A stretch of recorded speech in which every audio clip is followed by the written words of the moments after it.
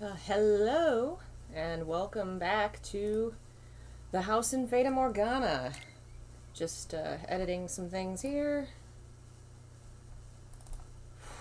Okay.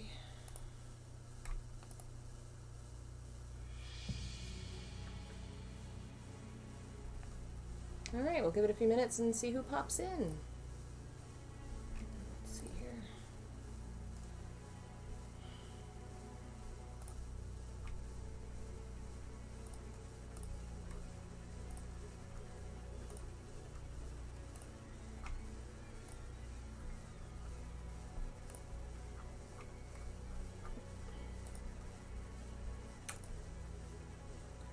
Hey, Jeff. Thanks for joining us. Thanks. Hey, Lobsel. Yeah, it's been a rough couple of days. I am starting to feel like myself again, but it was horrible. Hello, Flame King. It was waking up every hour for a whole 24 hours in extreme pain, thinking maybe this time I need to go to the hospital, until it finally went away. Oof, it was so bad. Oh well, it's over. So, we'll wait a few more minutes and see who shows up. I don't know how far we'll make it today, because I honestly don't know how much is left of the story. I think we can at least finish it in 2 days, if not today.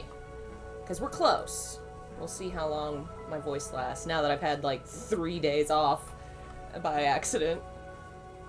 Unexpectedly. Let's get my headphones. Where'd they go? Headphones. Where'd you go, headphones? Ugh. Alright, there it is. Can everybody hear the audio? Is it playing? Make sure that's not being a problem again. Hey, Marco. Let's go down to memories. We were on... God, this song's pretty. Alright, one more minute maybe. Hey, Delvin. Welcome.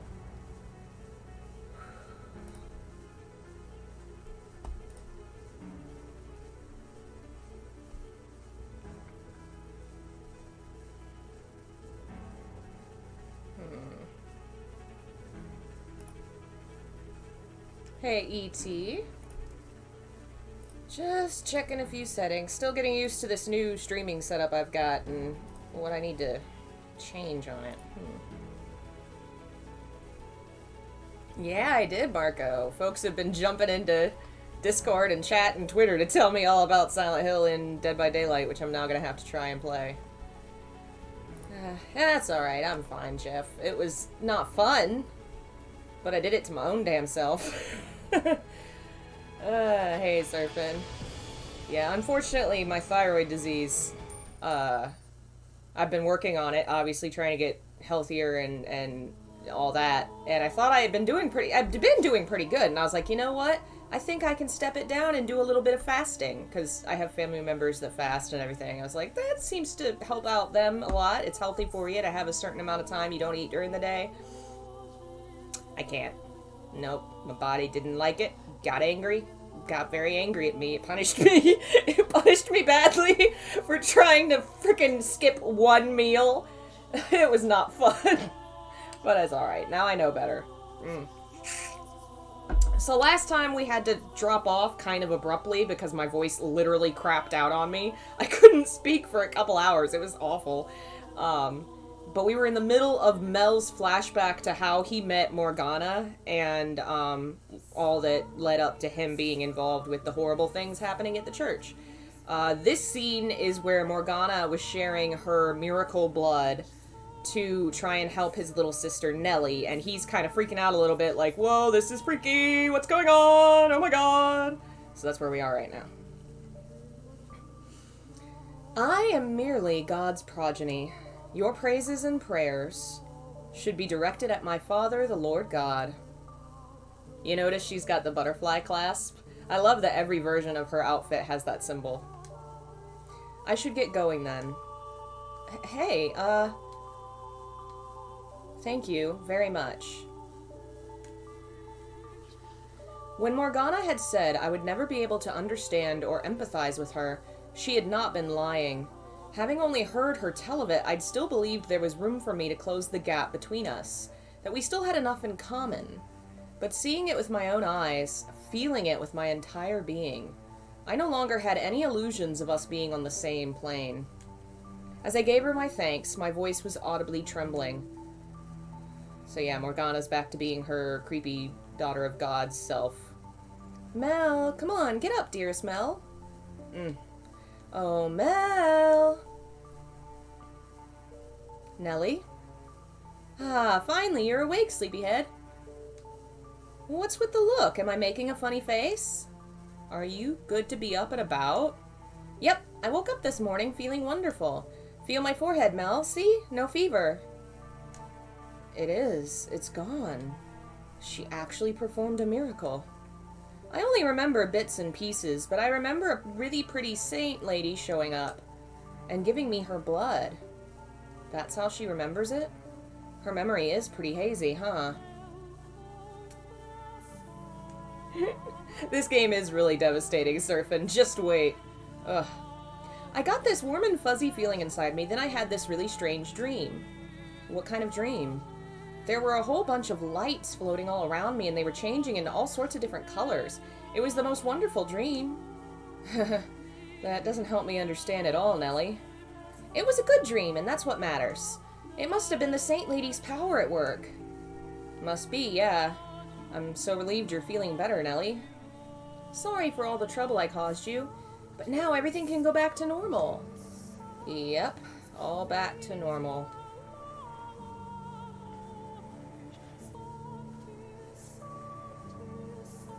She wants to thank me. Yeah, Nellie's insisting I let her meet you so she can show you her gratitude. So if it's all right, would you mind coming to supper sometime? That would probably not be wise. Huh? Why not? It would hardly be pleasant having to eat in the presence of a face as grotesque as mine, and I doubt your sister would react well to the sight of it. I don't think it would cause any problems. Nellie isn't the kind of girl to judge someone by their looks, I don't think. Perhaps not, but to her, I'm a saint, not a normal person. In her mind, she thinks I'm beautiful, doesn't she? We must maintain that illusion. It is essential to the miracle that her faith remains unwavering, and on some level that faith depends on her idealized image of me. You think so? Though our time together was brief, I could see it in her. She is a girl with a great love of beauty. She's not wrong. And she's also like 9. When I was that age, I remember seeing a woman with a scar on her face. I was probably younger. I was probably 5 or 6, and at the grocery store and saying, "Mom, what's wrong with her face?" And my mom was like, "Oh my God, dude!" The lady obviously she was very nice about it, but I remember being so upset because my mom had never reacted like that before, and I was like, I did something wrong, didn't I? Children say the darndest things. Perhaps the same could be said of you. I don't judge people by how they look. It's what's inside that matters. I'll take you at your word. Thanks. So, are you sure you don't want to come? I really shouldn't. I'm terribly sorry. Oh, okay. Why in the world am I feeling relieved? He feels weird around her now because he's seen the ritual and how strange she is, that she thinks she's the daughter of God. Nellie recovering was a huge weight off my shoulders. Now everything could go back to the way it was, quiet and unremarkable.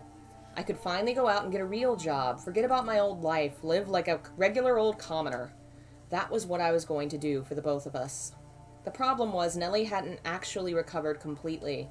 She was in nearly perfect health the first few days after drinking Morgana's blood, but soon her fever came back, she stopped being able to get out of bed, and to top it all off, she started having lengthy coughing fits. During some of them, she coughed up little bits of bloody phlegm. I nearly had a panic attack. So I rushed down to Morgana's cottage and told her what was happening, to which she responded with a quizzical tilt of her head. Nellie's health meant everything to me. It certainly wasn't the curiosity her head tilt seemed to make it out to be, but it didn't seem to bother her at all. I feel like Morgana's, the only way she could deal with what she's dealing with is the detachment she has from her own humanity. She is not a human. She is a divine being, and divine beings don't cry or feel sad or lonely. It's really sad, and it makes so much sense why she treats Michel the way that she does, because she sees him in the same way. The miracle took place, but it didn't persist. That doesn't make much sense. But it's true. She can't get out of bed. And it's not a problem with her faith. I've been teaching her the word of God every night. And she absolutely believes in you, in her saint. Lower your voice. I will perform another miracle for her. You'll do it again?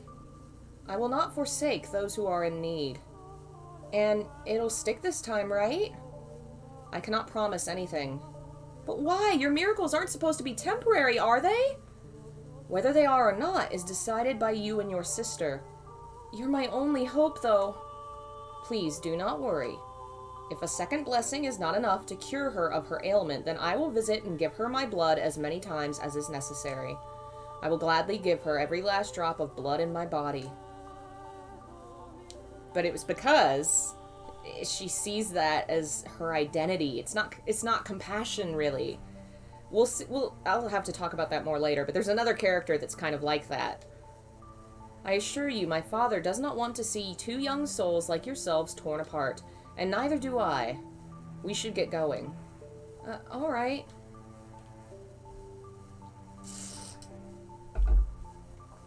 For the second time, Morgana had Nellie drink of her blood, and for the second time, she was healthy again the next morning. And for the second time, she fell ill again shortly thereafter. Her fever returned, I went to get Morgana, and she gave Nellie her blood. The cycle repeated again and again. And every time I had to watch her go through that ceremony. It was exhausting. And I wasn't sure I could handle it much longer.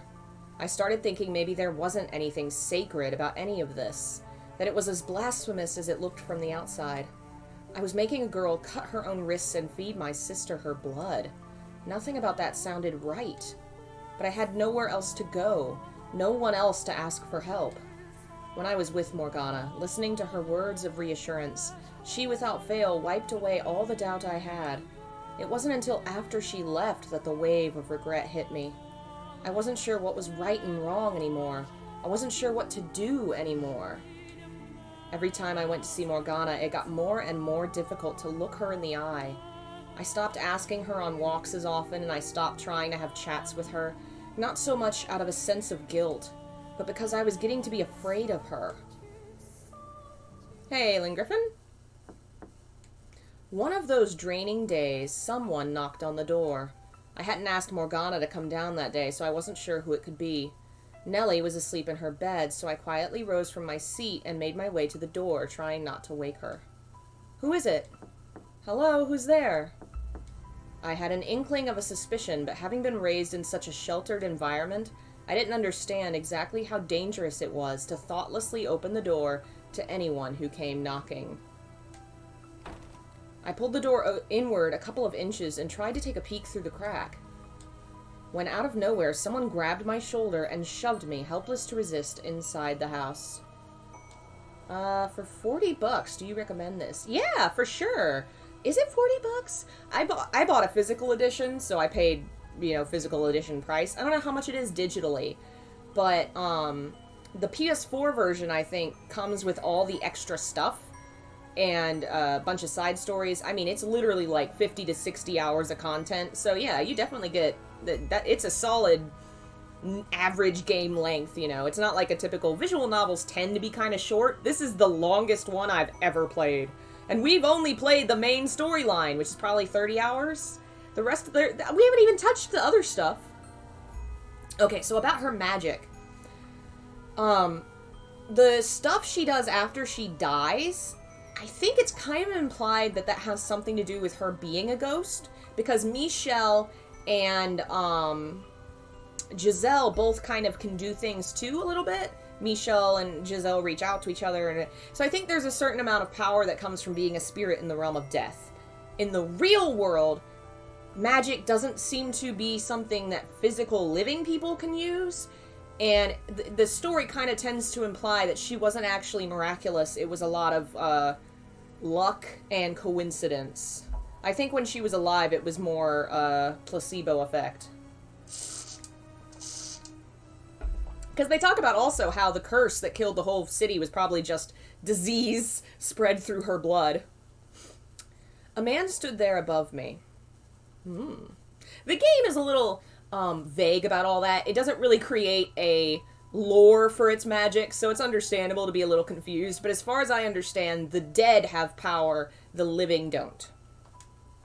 What do you think you're doing? What do you want from me?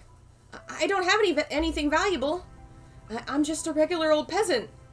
I am not here to rob you. What? You're in contact with the witch, are you not? Huh? The girl who lives by the lake calls herself a witch. Witch? I don't know any witch. The only one who lives there is a saint. A saint? I was told she was a witch. But regardless, there's a girl who lives there with miracle blood, no? Looks like I've got the right person. What? What do you want from me? I want you to help me. Huh? I need you to lure the witch out into the open. And why do you need that? Because I need her blood. I need to get my hands on the witch's miracle blood. Then go ask her for it yourself. Why should I have to help you? She won't open the door for me. But you, I've seen you talking to her. You seem to be quite friendly with the witch. Taking little walks around the lake. I need your help. And what are you going to do once you have her outside? I have orders from the Lord to take her captive. What? The Lord? Why would he? That is none of your concern. You expect me to buy that? All I need from you is to get the witch out of that house. Why would I? She doesn't trust me. I could always force my way in, but there's a chance something might go wrong and I can't risk that. If she hears your voice, she'll open the door, yes? The witch trusts you, unlike me. With your help, there's no risk of anything going wrong. You barge in here and tell me you want to capture her, and you think I'm just going to agree to help? Like hell I will. Oh, don't worry, you'll get your share. You need the witch's blood too, right? I don't care about getting a share. You're asking me to deceive her. I don't care what you think she is. She hasn't done anything wrong, so no, I won't help you capture her. You leave me no choice then. What? He approached the bed where Nellie slept, drawing his sword and pressing the tip against her throat. It happened so quickly and without any warning, my mind couldn't keep up. I stood there, mouth half open, like an idiot. If I were courageous, if I were gallant and brave, then maybe I would have grabbed him, pulled him away from Nellie. But my legs seemed to be severed from my mind. They were frozen to the floor like two useless rocks. You have two options. Either you say no and protect the witch. Get away. Or you help me capture her. Get away from her. Right now. And if you choose the witch, I kill the girl. Get away! Make your decision. Get away from her! You have until the count of 10. If you don't choose, I kill the girl. 10, 9, 8, 7, 6, 5. Okay, I'll do it. I'll help you. Get your sword out of her face. Don't kill her. I thought you'd hold out until the last second. Well, what are you waiting for? Let's get going. Get moving. You pitiful little boy.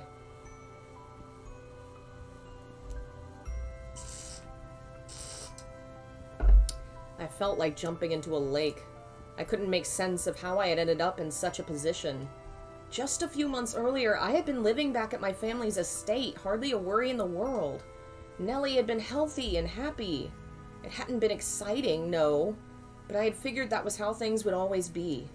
That one day I would fall for some noble girl, Nellie would get jealous, and I would have to spend several days or even weeks pacifying her. Everyone would be happy, a life free of troubles, because that was normal, and I was normal. So what was I doing living in some tiny cottage so far from home, feeding my sick sister miracle blood? What was I doing walking beside this barbarian? What was I doing at all? I was conflicted. Part of me hoped we would never arrive at the lake, and part of me wanted to get there as quickly as possible so I could be done with all this.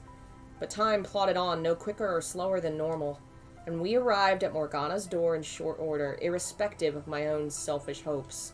The thought of what was going to happen next filled me with a crushing sense of guilt. I may have been afraid of Morgana, but I had no grudge against her.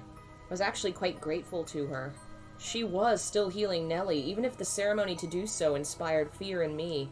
She didn't hesitate to cut her own wrist open for Nellie and for me. She didn't grimace or even frown, though I knew it had to hurt. I knew damned well she wasn't a bad person, that she hadn't done anything to warrant being taken into custody. She might very well have been a genuine saint. But there I was, selling her out because a man with a sword threatened me. Oh, Father who art in heaven, please forgive me for what I am about to do. Please, please forgive me. Quit sniveling. You want her to get suspicious? But I can't. You please, oh God. Stop crying. Or would you rather I kill you here? Just close your eyes. It'll be over before you know it. Do it. Call on the witch.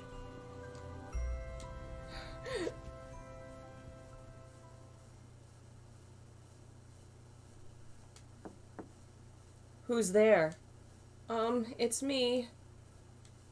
I'm not here about Nellie today. I'm sorry for being so distant lately. I want to talk things over. I thought I heard a faint gasp through the door, and then she responded, I want to talk to you too. Why? Why did she have to want to talk now? She had always been so curt, so rational, so quick to cut down my fantasies. Never one to get emotional or sentimental. She had always given off the impression of being something greater than we mere humans. Always been so aloof, never giving any indication she thought anything of me at all. So why? Why did she sound like a normal girl now? Why was her voice trembling slightly when she said she wanted to talk? Why now of all times?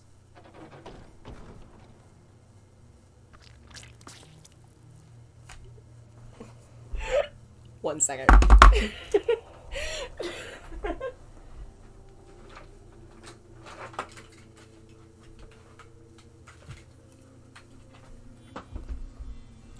Our old nemesis, low battery, rises again.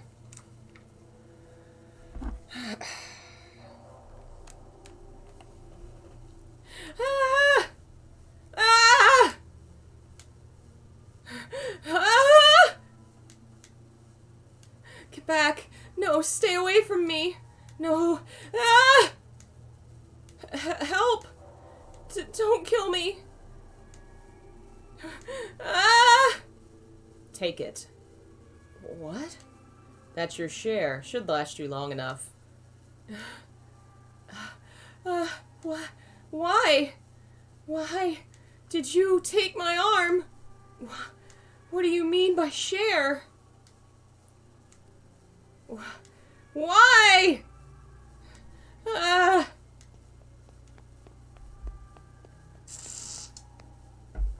It all happened in less than a minute. I told her I wanted to talk, she opened the door, then I heard a sound like the wind whipping past my ear, and the next thing I knew, her cottage was covered in blood. Never once did I expect anything to happen how it did. When he'd said he wanted to capture her, I took it to mean exactly that. I hadn't thought he would turn brutal, that he would do something so horrific.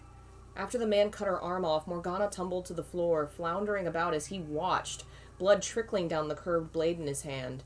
Her screams were indistinguishable from a normal person. Ugh. Her arm. Ugh. Kneeling in the grass at the lake shore, I vomited and vomited and vomited. The things I'd seen in the cabinet were far too much for me to handle. I tossed the arm, Morgana's arm, the man had given me into the lake.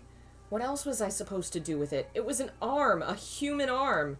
You would have been insane to go around carrying someone's severed arm.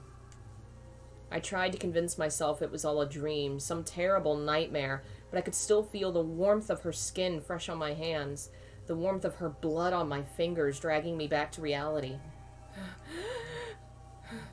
My mind couldn't keep up with the flood of thoughts and emotions and images. I wanted to close my eyes, but I was too afraid I would find the bloodbath in the cottage on the back of my eyelids, which left me with nothing to do but wail. I was horrified at what I'd done. I knew that I was the one who had set it all in motion. If I had kept quiet, Morgana wouldn't have had her arm cut off. But I didn't want to admit it was my fault. I didn't want to accept that I had caused it. I did nothing wrong. It's not my fault. He threatened me. So it's not my fault. I had no choice. I didn't do anything. I frantically scrubbed my blood-soaked clothes in the lake. As I watched the red cloud spread, I knew I was defiling something pure and beautiful, but my awareness of that fact was slowly dissipating, like the blood through the clear water. By the time I had gotten all the blood off my clothes, the sun was beginning to set. I came back to my senses at the sound of a bird chirping and quickly recalled that I had left Nellie alone at the house. My legs were shaking and I could barely keep myself upright, but remembering her gave me enough motivation to drag myself back home. If she hadn't been there waiting for me, I seriously might have thrown myself into the lake instead. Bad times. Mel? What's the matter, dearest Mel? Where have you been? Mel? I'm so sorry. What? I'm sorry, I'm so sorry. Will you ever be able to forgive me? Dearest Mel, I never meant for this to happen. I'm so sorry. Please, I'm begging you to forgive me. I'm begging you. Were you not able to get my medicine? Is that what you're crying about? It's not that big a deal, Mel. I'm just fine, honest. I'm all right. Thanks. I wanted to forget everything. I wanted to forget about my involvement, about the horrible things I had caused to happen. But whenever I lay down to go to sleep, I heard her screams, Morgana's animalistic howls. I saw her cottage, blood splattered everywhere. I felt her severed arm still warm in my hands. From that day on, what sleep I got was hardly restful. Nellie probably didn't notice anything through her feverish haze, but I'm willing to bet I looked like hell. Praying time would cause the memory to fade. I started looking for doctors again. Instead of clinging to a miracle, I would try to have Nellie's sickness cured the way normal people did. At some point, though, all that money I'd been given started running low. If I'd thought about it for 2 seconds, I would have seen it coming. I hadn't exactly been frugal in my attempts to find a cure for Nellie, nor had I been especially concerned about money before she fell ill. I was so used to living like an aristocrat, and I hadn't succeeded in breaking those old habits. Which left me with only one thing I could do for Nellie, be with her day in and day out. Every day that passed, I lost a little more hope. If I couldn't do anything and Nellie died, I would be utterly alone. And that was what scared me more than anything. The nightmares were eating away at me, leaving me with nowhere to run. And if I didn't have someone there with me, I wouldn't have been able to hold myself together. After 3 or so days of me sitting by Nellie's bedside, hardly moving, there was a knock on the door. Hey, Javelin?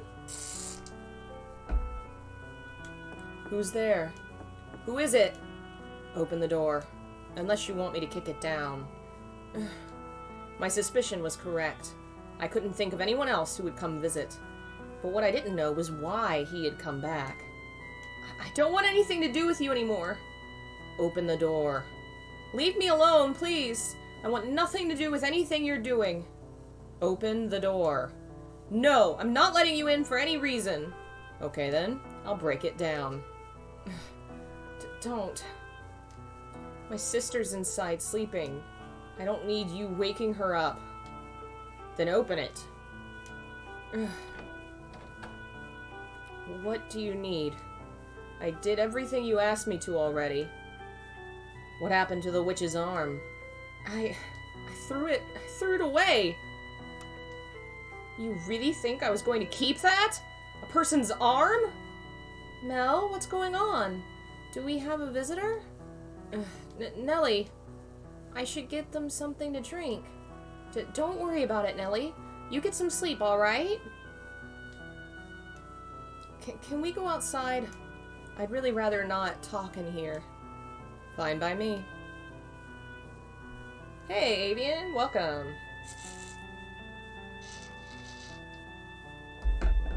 So that's your sister. Explains why you look so much alike. That's none of your damn business. You wanted the miracle blood to cure your sick sister, did you not? And you're telling me you threw the arm away. Are you interested in getting more blood? What? We're taking the witch's blood, turning it into a medicine, and selling it through the church. Selling it? You're doing business in a house of worship?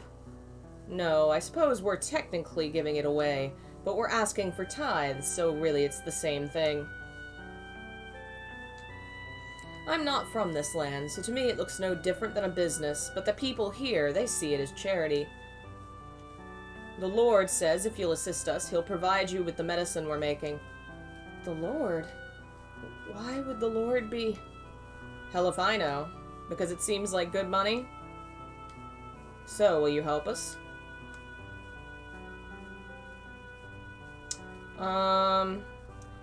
So why is Yukimasa here? I believe once we get to his story, he explains that it was the, Silk Road that brought him. You're gonna make me get my hands dirty for you again? I can't, not again. Oh right, I forgot to mention one detail. You don't have a choice this time. Huh? You know about the miracle blood, which means we can't let you go unattended. If you say no, I have permission from the Lord to kill you on the spot. Why? So will you help us? Or will you die here?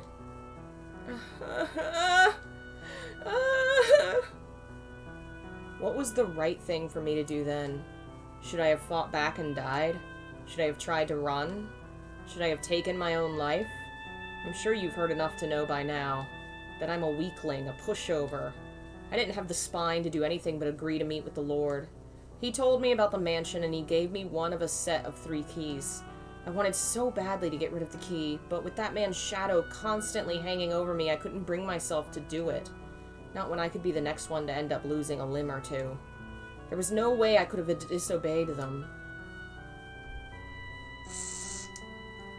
And that's everything that happened 6 months ago. Every day since I arrived here, I've brought Morgana breakfast and supper. She doesn't say anything, but I saw it in her eyes the first time I stepped through that door. How could you do that to me? I've never looked her in the eyes since, because I'm too afraid of what I might see in them. Hello, Cygnus.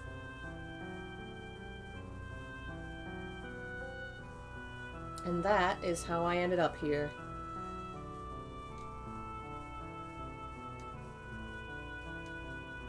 So he was threatened. He didn't actually want to cause Morgana harm.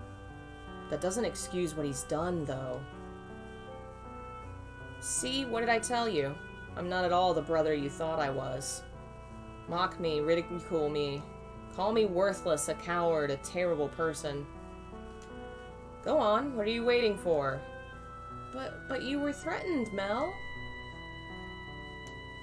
He said he would hurt me, hurt you. That's the only reason you went along with him. You didn't do anything wrong, dearest Mel. The other man is the bad guy, not you.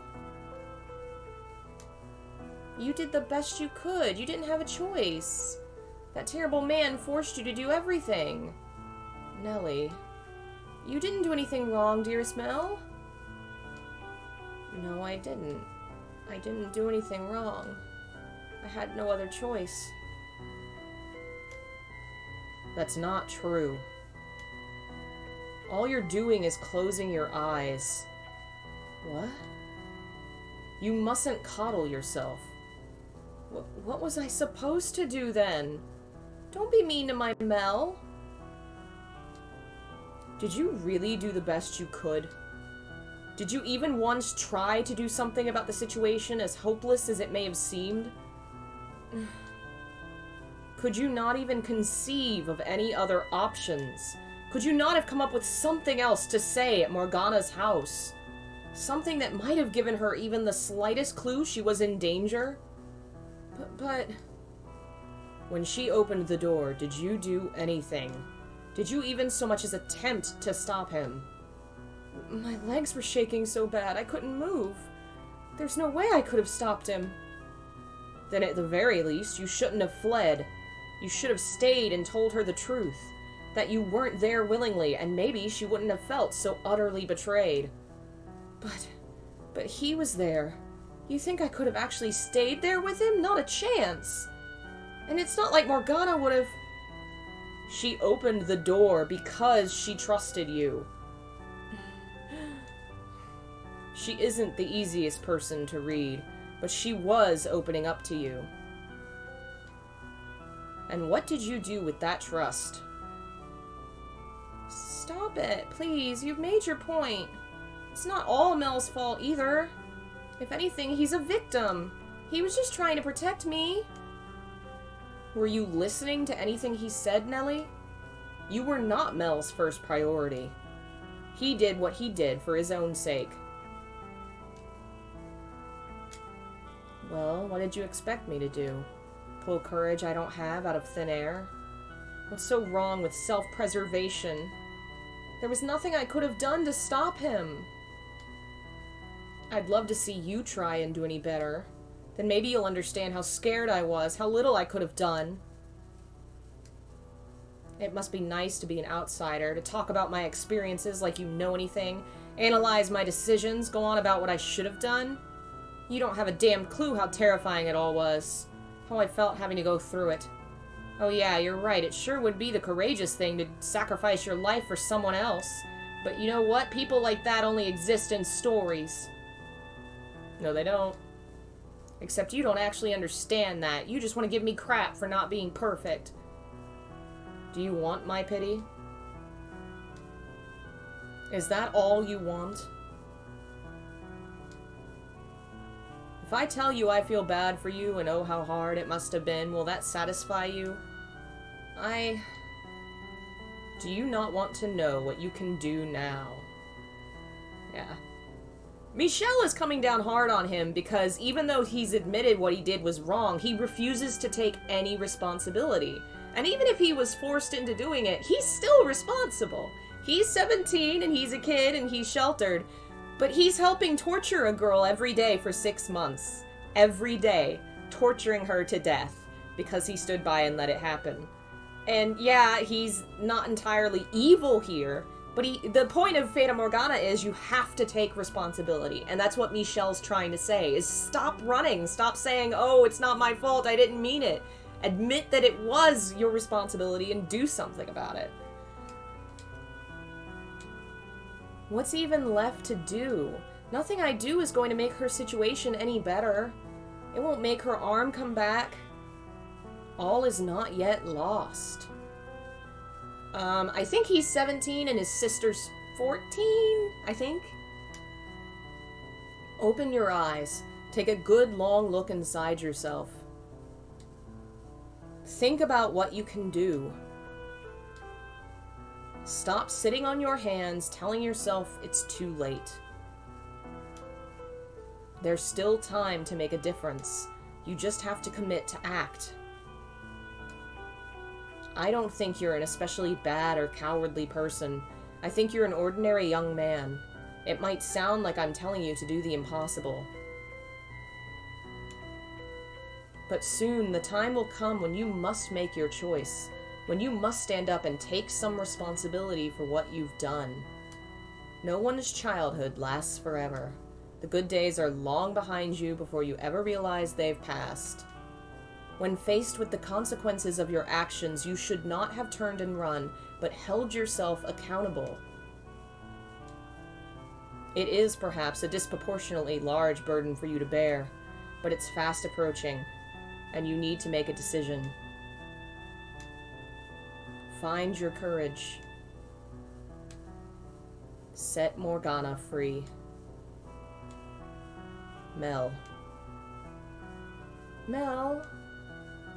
But even if I open the door for her, it's too little too late. She'll never forgive me after. Is her forgiveness the reason you should act? No, it's penance for what you've done to her. Atonement for your sins. Whether she forgives you or not is beside the point. The question on the table right now is whether you are going to do the right thing. And what about her blood? Without Saint's blood, Nellie won't... You don't have to worry about me, dearest Mel. My life isn't so important that I want to take someone else's away to keep it. I think about what I can do to help too. It's partially my fault after all. So please, Mel, set the Saintess free. Your quiet life is built on a foundation of lies. And I know that by now you've realized there's no real value in a life like that. You wanted to do something about this. You sought salvation. Salvation. But who would give it to me? I already told you I would. Because he's the angel. He's Archangel Michael coming to save everyone. But why? Because I promised you. And you expect me to believe that? Yes. If you choose to sit here and wallow in your regret, there's no going back. Now is your only chance to make a change. Mel. All right. I'll help. I'll help you set her free.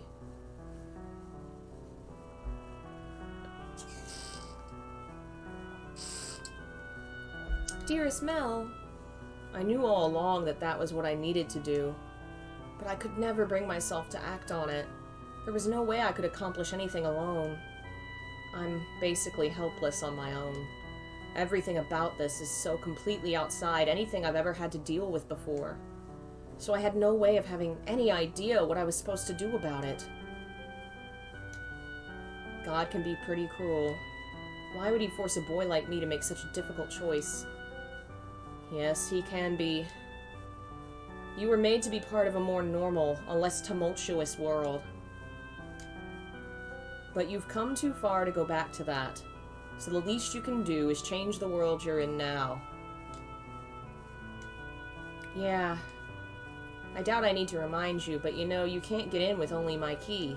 You need all three, and the other two, they don't feel an ounce of remorse. Taking their keys won't be easy. Easy or not, we have to get them. And I'm sure there's a way, there must be. Just so we're clear, you're not going to overpower them. The guy with the sword's much stronger than you, and he knows how to use a blade. And he's the Lord's bodyguard, so you're not getting near the Lord either. Even the two of us together wouldn't stand a chance against him. You seem pretty weak from the looks of you. Who knows, maybe I am stronger than you. God, I really do want to hit this boy. Deep breaths, Michelle, deep breaths. There must be some way we can get their keys. I know they both have people they're close to. Huh? People they're close to? We can talk about that later. Now that you've made your decision, talking with me isn't your top priority, is it? Mel. Nellie. I'm sorry for involving you in all this. And I'm really sorry for being, well, what I am. I'm no prince, that's for sure. You always were my prince, though, dearest Mel. You did your best to be the brother I wanted you to be.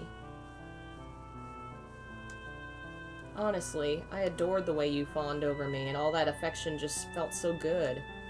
What? It made me feel like I was special, important. Having someone to care for, to pamper, it was empowering. That's the kind of guy your brother is. If someone else, some other girl, were ever to show up and call me her prince, say she loved me, I would probably try and act like a prince for her too. Why would you say that? Because all this, it's been so hard on me, such a huge weight on my shoulders, that every so often I would think, just how much easier would it be if I could get rid of her? If Morgana was just a regular girl, not a saint or a witch or any of that, Just a pretty girl about my age, she might have been the one getting all my attention instead of you. That's who I am. That's not you, dearest Mel. You're just beating yourself up. Maybe you would have chosen her over me, but that wouldn't make you any less of a kind man. How can you say that after everything I just told you? Because, Mel, Tell me how despicable I am, Nellie. I'm not the brother you once adored anymore, am I? You're not what I thought you were, but you're still my one and only brother.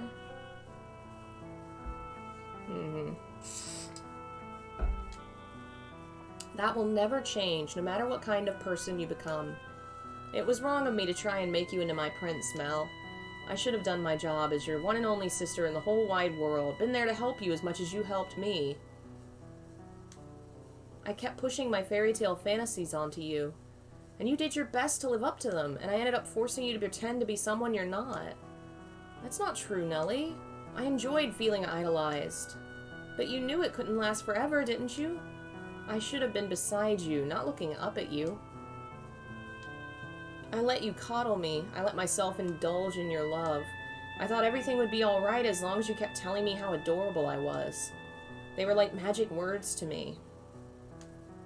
I kept my eyes shut. Mel, starting today, I'm going to do my best to be your sister. I'm all done holding you to fairy tale ideals. I won't make you pretend to be a prince for me anymore. And I won't try to be your princess either. I'm just going to be your little sister. So get back on your feet and stand tall, dearest Mel. I know you'll probably have to pay for what you've done when the Saintess goes free. And I know I'll probably cry about it for days. But I won't regret making the decision. Well, I don't know what to say. I wasn't expecting you to handle this so maturely. You're putting your big brother to shame, Nellie. Mother once told me that girls grow up faster than boys. She was right about that. Thank you, Nellie, for accepting me in spite of all the awful things I've done, and for having me as your brother. You're quite welcome, dearest Mel.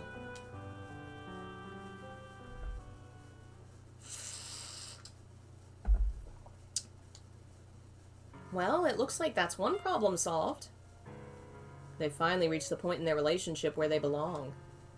If she could have come to terms with herself sooner, come to an understanding with him, then maybe she could have reeled in her ideals before she lost control of them. Yeah, maybe. This Nellie and the other Nellie seem to be of the same essence. They both have a somewhat excessive love for their brothers. And that love expressed itself by transforming him into a prince. If she could have done the same thing then as she did here, then maybe their tragedy could have been avoided. This is before then, though. Since they were able to fix things up in this life, maybe it'll have a positive effect on their next life. This could change the future. They may share the same souls, but they lived in completely different times. Do you really think something like this could have any effect on the lives of people hundreds of years from now? There is no way to be certain, of course, but considering how tightly the two seem to be bound, I doubt it will have no effect. I hope it has some effect. Giselle, I was there in the mansion as it all happened, and I just stood by and watched. I feel so guilty about that. If I had done something, then maybe it wouldn't have turned out like that. I hate what I was then. What I was until just recently. From the memories left imprinted throughout the mansion, I showed you bits and pieces of their lives, and as I told you their tale, the only thing I contributed was disparaging commentary. I don't feel like you were that critical of them. I absolutely was. I talked about them like they were somehow beneath me. Yes, you did occasionally offer an opinion on someone or something you showed me beyond the doors, but the fact that you were mostly detached from the events there is what allowed me to get to the core of their characters. If you hadn't been in the position you were, so you could tell me the story the way you did, I would never have been able to talk them into helping. You contributed more than criticism. Your words weren't for nothing. They made this possible. It makes me feel a lot better hearing that from you.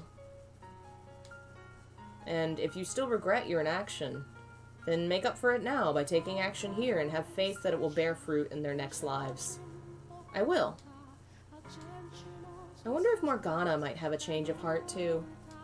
It's not like Mel wanted to bring her so much pain. He deeply regrets what he did, so maybe she won't bear quite as much resentment for him when she learns that. Yes, I know what you're going to say. If that was enough to assuage her, she wouldn't have held on to her hatred for all those hundreds of years. Still, though, I hope it does something for her, however small. As do I. It's, gotten pretty late, so I'm gonna take Nellie back to the cottage. Okay. If you have some secret plan to get the other 2 keys, could you fill me in on it tomorrow? Sure. Also, I could get you another room if you wanted. This one isn't the nicest. Hey, Phil? No, it's fine. I've come to realize I'm more at home in less comfortable environments. Michelle? Am I just imagining it, or was that as depressing as it sounded? That's not quite what I was going for. Well, anyway, if you're fine with it, suit yourself. Say, I've got one huge lingering question if you wouldn't mind enlightening me. Yes?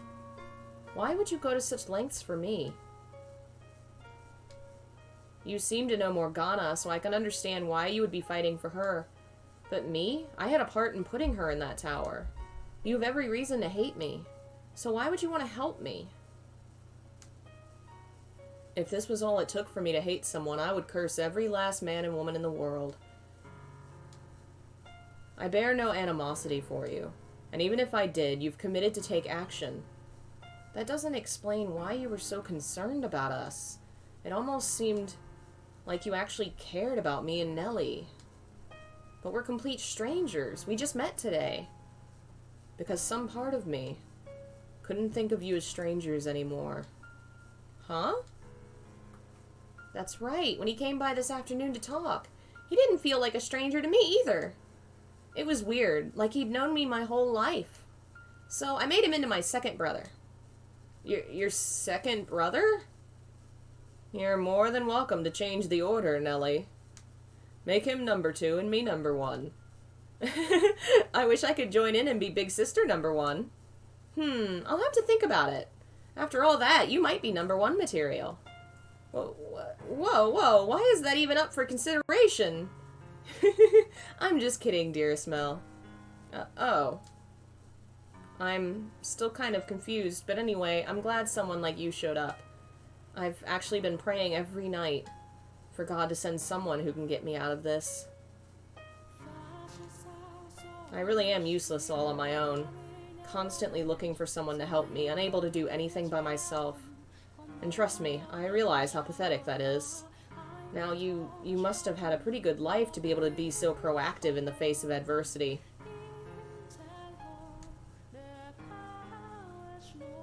Cricket noises! I bet you had everyone's respect, helped people in need, had plenty of friends who had your back, and weren't tossed out by your family like I was. You must have been incredibly blessed. I'm jealous, really. Sorry, that came out of nowhere, I know. Well, I should be going. See you tomorrow. Honestly, Mel's had some rough times, sure. But I feel like he didn't have enough rough times to get that hardened edge, you know? Like, you suffer a certain amount, and you kind of, like, know how to deal with it and pick yourself back up and like, alright, it's this bullshit again, let's go. Whereas, like, he's, like, too soft. He never hardened up, you know? Mel is an idiot, and I feel kind of bad for him, but really, he's an idiot. None of this had to happen. For one, Nellie was probably sick because he didn't have a job and they weren't eating. Like, why didn't you get a job? It's just, anyway. He's not malicious, he's just a moron. Good night, Michelle, brother number 2. Good night. Yeah, Mel needs to get tough. Michelle, he wasn't trying to be... Yes, I know. I just thought, It was rather funny. I'm not taking a stand because I've been blessed, but because I've got nothing left to lose. I fight for Morgana because I understand what it's like to be tortured day after day. Having experienced the loss of my siblings, I didn't want the two of them to go through the same thing. If anything, it's those who have lost the most that are the most likely to take action.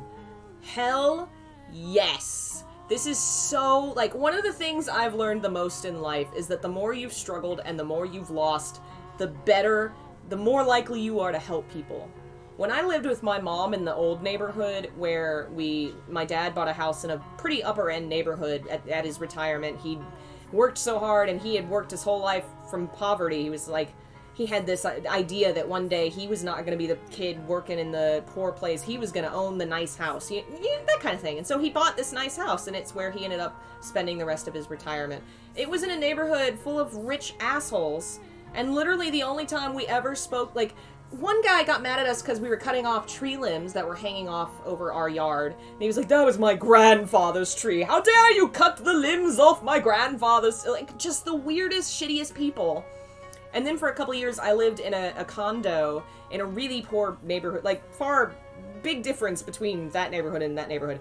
These people frickin'... I came home from work once, and a family was making food, and they just gave me a plate of dinner because every day I would park in the same parking lot and wave at their kids. And their kids came up and were like, do you want dinner? And they just gave me food. I had people come out and help me with, like, tires being flat, just, like, seeing me struggle trying to fix it, and he was like, hey, I have the same car, do you need it? Like, just the best people. Fuck rich people. Fuck those, God. The more you've struggled, the better you are. It's just the truth. It's just the more I've seen that in my life. People that have suffered are the ones that reach out to help, because they've been there, you know, and they wish they'd had somebody to help them. I'm not sure if you realized it or not, Michelle. But you've gotten to be a great deal more expressive since arriving in this era. I can't see your face, but I can hear it in your voice and I can feel it in your presence. So I'm sure it's showing there too. Making all sorts of faces I've never seen before. Oh, he's growing up so fast! Some of the things you've lost, you seem to be getting back. So you can't say you've got nothing left to lose anymore. Promise me you'll let me see all those new faces for myself someday. I will, I promise. Yeah. And see, my dad, he grew up so poor. And he worked very, very hard and ended up eventually having a job that he absolutely despised, but paid well, and took care of us. And he was the kindest man in that neighborhood. I mean, he would get down and dirty and, like, he did his own yard work, he did his own car work, he helped people out. He was not at all like the other people in that neighborhood, because he hadn't been born into wealth. He wasn't an asshole.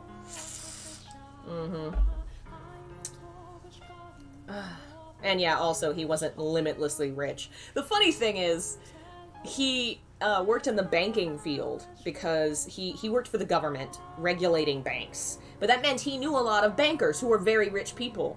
And half of the neighborhood we moved into were bankers that he had worked with and had regulated. So it's like, oh, hello. Oops. If we can manage to destroy the mansion, that should release you from its darkness and allow us to see each other once again. I trust you. I have faith we can do this. Wait, but with the mansion's destruction, both our souls should be returned to their rightful places, which would mean erased from existence. Giselle? What? I just thought I sensed you grimacing. Wow, you felt that? What's the matter?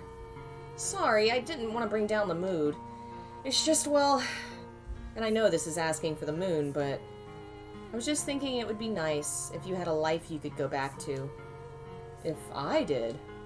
Yeah, I mean, here you are, expressive as you've ever been, walking around outside, being around other people, talking to them after all that time in the mansion, and without a life of your own to go back to. She loves him so much. I'm sorry. After seeing behind your door, and learning how cruel and inhumane life was to you, I feel like the world could stand to do something good to make up for it. It's done all the good it needs to. I have someone who cares enough to lament my fate. What more could I ask for?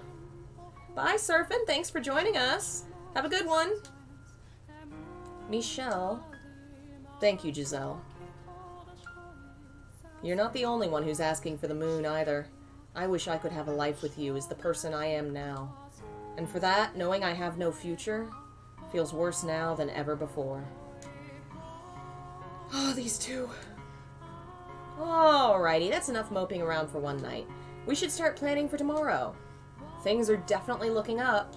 It only took one day to get Mel on our side, so let's keep it up and win over the other two. I would certainly like to, yes. Psh, where did all that confidence go? The other two won't be nearly as easy to convince as Mel. I'm not even sure if we'll be able to talk them into helping. We do have a pretty good idea who the swordsman's in this for, though. The nun. So maybe we can get to him through her, like we did today with Melly and Mel. Maybe. Alright, then we'll start by approaching her tomorrow. Sounds like a plan. The Lord, though, him I'm not so sure about.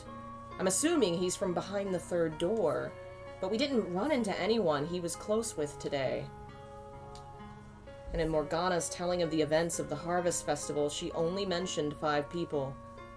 Let's see. The Lord, the Swordsman, Mel, Nellie, and the Nun.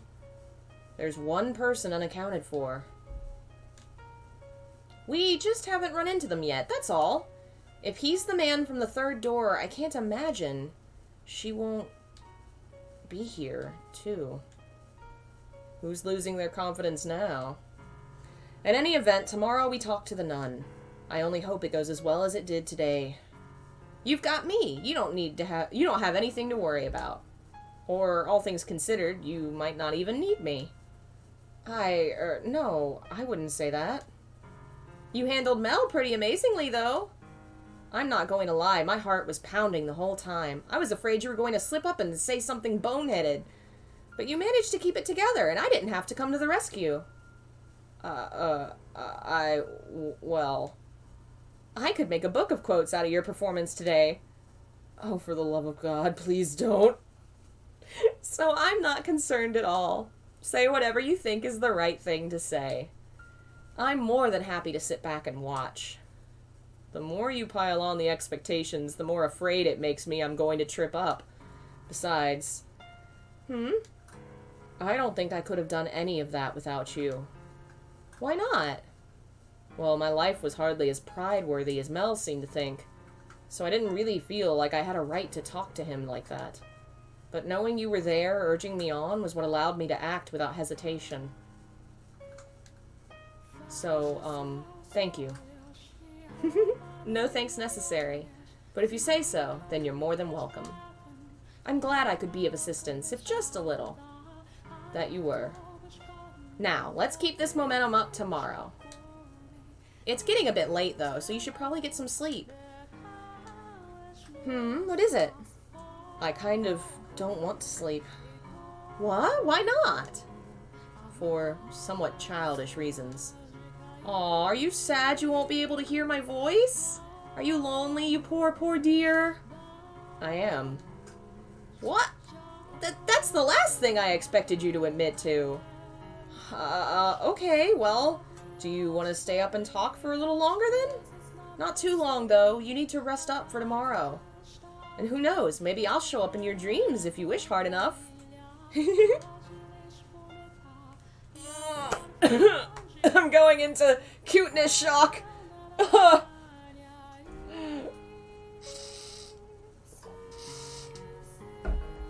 The fact that I'm even able to talk with Giselle right now is a miracle and a blessing. So is it avarice for me to yearn for more, knowing I've already been granted such a great bounty?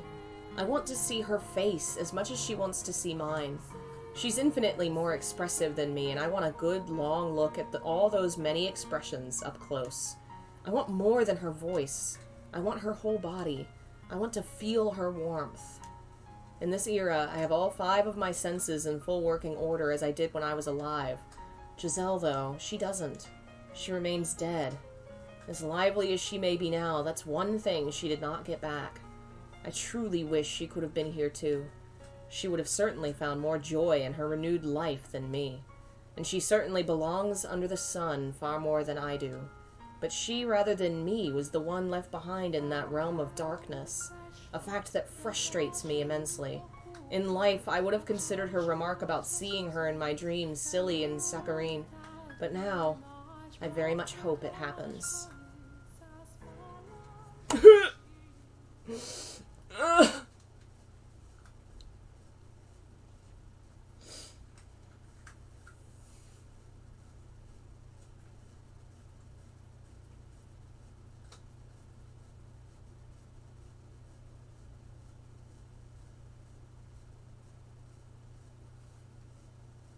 Wake up. Come on. Wake up, please. Come on, up with you. Oh, thank goodness. You were out so good, I was scared you might be dead for a minute. Good morning. How are you feeling? What? Huh? Why are you looking at me like I just kicked your cat? It's incredible how much more pleasant it is to be woken up by a woman than a boy. That's the thanks I get for waking you up? Or did I interrupt a nice dream? I did, didn't I? And it was a dirty dream too, I bet. You definitely seem like a mind in the gutter kind of guy. I will murder you. What? Whoa, whoa, let's not be hasty now. You said you were going to help me out. That doesn't sound very helpful. And the worst part is how similar his wake-up call was to Giselle's. I'm just kidding. And you know, I can get up on my own. Fair enough, I guess. Though, put yourself in my shoes for a sec. I came in and you were still as a corpse. It startled me enough I took your pulse. He touched me while I was sleeping. It was faint, but it was there. That's wonderful news. They're handing out breakfast in the dining hall. You can go get a plate yourself if you want. It's just some bread and wine, though. Dining hall. There's quite the crowd. All the people here helping with the festival prep, so you should probably hurry if you want to get some. Hold on. I need a minute. My mind's still waking up. First off, I thought you said the church wasn't offering boarding at the moment, so why a dining hall? Oh, right, it's not, but they do still offer breakfast. For free, of course. I see. Now, what do you mean by festival prep? As I mentioned yesterday, the Heart of the Harvest Festival is here at the church, but it's a city-wide event. There are all sorts of supplies that need to be purchased, decorations made and put up, that sort of thing. So we've got volunteers from the city here to help. I see. I believe today they're supposed to be putting up decorations outside the chapel, so the courtyard should be a bustle. The courtyard? Yeah. Less court, more yard, really. We passed through it on our way here yesterday. Oh, right. I think I know what you're referring to. So, as long as I'm here, I don't have much choice but to help with prep. I'd honestly rather set Morgana free right now, but the other two are bound to find out if either of us do anything too conspicuous. So for now, I should stick to my routine, at least where people can see me. That would be the smart thing to do. Yeah. Anyway, let me know when you're planning on doing anything. If there's anything I can do to help, I will. I'll let you know. Okay, well, I should get going. See you later, I guess. Mel, do you know where I could find the nun? Huh? She should be in the dining hall. Thank you. And the other two men? The Lord and his bodyguard? They're only around early mornings and nights, so I doubt either of them are here right now. Why only then? That's when we go up into the tower. Though, even if they were on the property, you wouldn't be able to just walk up and talk to them. Especially not the Lord. Also, I don't keep track of where they go or what they do. Sorry. I don't really want to know what they're up to. So I've kept my distance. Understandable. Thank you anyway. So see you later. He's holding it together fairly well, all things considered. Finally resolving to do something about Morgana took a big weight off his shoulders, I'd guess. Oh, Giselle. Good morning, Michelle. Morning. It's a bit soon to be feeling relieved, I think. There's still work to be done before Mel can face Morgana. That first step is still a big one, though, at least for him. I suppose. Anyway, it sounds like the Lord's going to be difficult to make contact with, which is what I was afraid of. Our only opportunities are when he's here to feed Morgana. Mel did say he didn't keep close tabs on the two of them, so there might be more than just that. First priority is getting you fed, though. So off to the dining hall we go. Out of curiosity, did you sleep at all? Ah, I haven't been sleepy once since I became the maid. But I'm used to it, so don't worry about me. You said you see what I'm seeing there in the darkness, didn't you? That's what it looks like, at least. Which means when my eyes are closed, she has no light at all. Maybe I shouldn't have gone to sleep after all. I know what you're thinking, Michelle. And no, you're wrong. You need your sleep. You won't have the energy to do anything if you don't keep yourself well rested and nourished. You're right. We should get going. To the dining hall!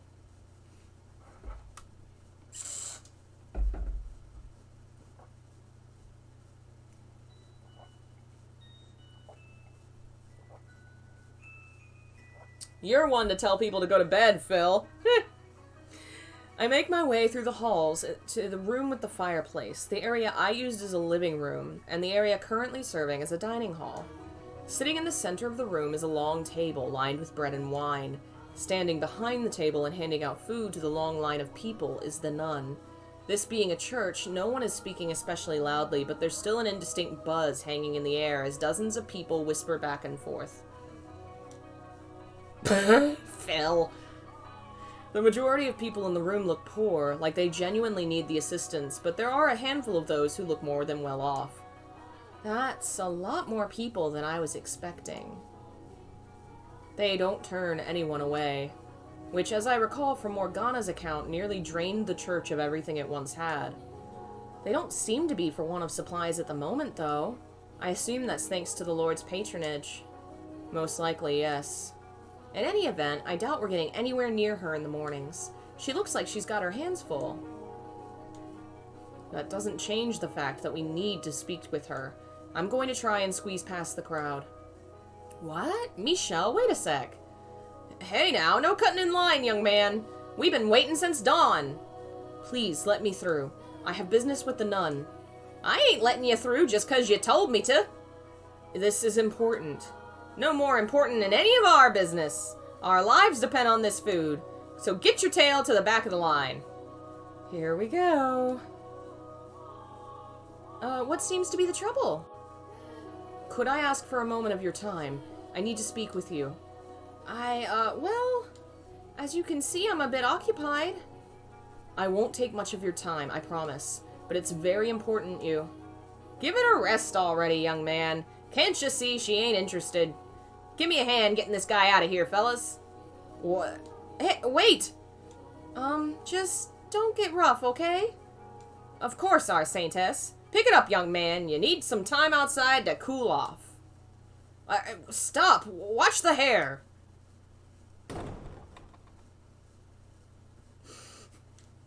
That went extraordinarily well. You know, Michelle, sometimes I can't decide whether you're calculated or reckless. And now I realize I never got that bread. We should wait and try and talk to the nun when she's not so busy. She has to have some free time during the day. You're right. What do you say we take a look around the mansion while we're waiting? Who knows? Maybe we'll run into someone else. All right. Don't let it get to you.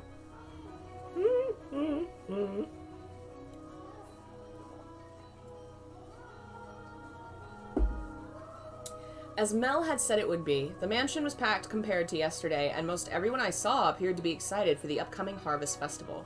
A number of them even greeted me as we passed in the halls. They were so nonchalant about it, I wasn't sure how to react. I was amazed that anyone, let alone multiple people, would treat me so normally, considering how far from normal I looked. There were a few surprised looks, of course, but no one called me a demon or an angel based solely on my appearance. Perhaps they were just used to seeing people of all different colors around the city, so they had an easier time accepting the way I looked. No matter what the reason, though, it was quite nice being treated normal. After meandering through the mansion for a while, I make my way to the chapel. Despite knowing I have no way into the tower, part of me still wants to be near it. So I head around to the back side of the podium where the stained glass window towers over me.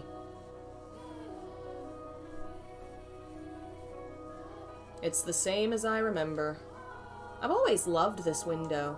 It makes me feel like I've got an angel watching over me. Had I been given a different name, maybe I would feel the same. That said, I don't dislike it as much as I used to. I'm glad to hear it.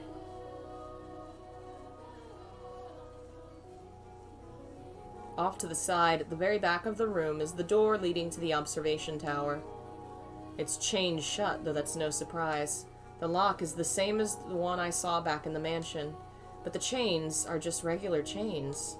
They're not glowing with that awful black light. They're simply dull and gray. If only I had an axe, then we could just chop the door right down. I don't think an axe would help. If it were wood, maybe, but this is metal and rather heavy at that. You never know. Hit it enough and anything will break eventually. The house in Fata Morgana. Hit it enough and anything will break eventually. That's just the tagline. Person, place, thing, doors. We'd be in chains ourselves long before we made it through this door. What are you doing there?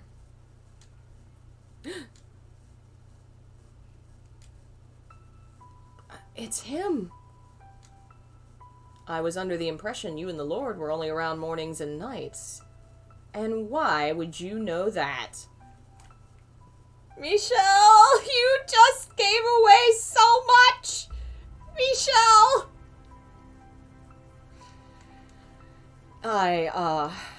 Oops. Who are you? He's getting suspicious, Michelle. I'll take care of it. I'm a friend of Mel's. A friend of his? Does that surprise you? Never once have I seen a friend of his before. He has plenty of friends, I'm sure. No one has had an opportunity to pay him a visit, that's all. Never mind the boy's social dealings. Was he the one who told you my schedule? That I work for the Lord?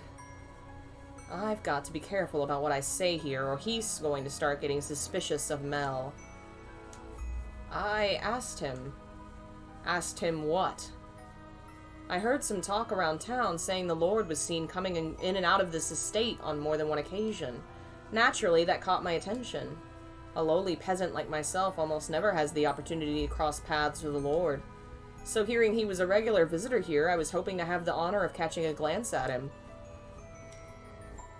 When I asked Mel about the Lord, he mentioned he had a bodyguard, which got me wondering, what kind of person would someone so distinguished entrust his life to? Dig around too much, and you're liable to end up in the ground yourself. So he told you I was the Lord's bodyguard. Was he not supposed to, for some reason? No. It's true, I am his bodyguard. The question is, how did you know it was me? It wasn't difficult. You do rather stand out from the crowd. From Mel's description, I was able to recognize you almost immediately. If our roles were reversed, you would have similarly little trouble identifying me from a short description. The only thing distinct about me is my race. Where do you come from, if I may ask? Beyond the Silk Road. From the east, then? What country? Is that any of your concern? No, I'm just curious. Why is your hair white? Why are your eyes red? They're naturally that color. Is that so?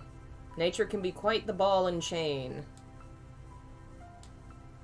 Is it just me, or does that sound like he's sympathizing with you?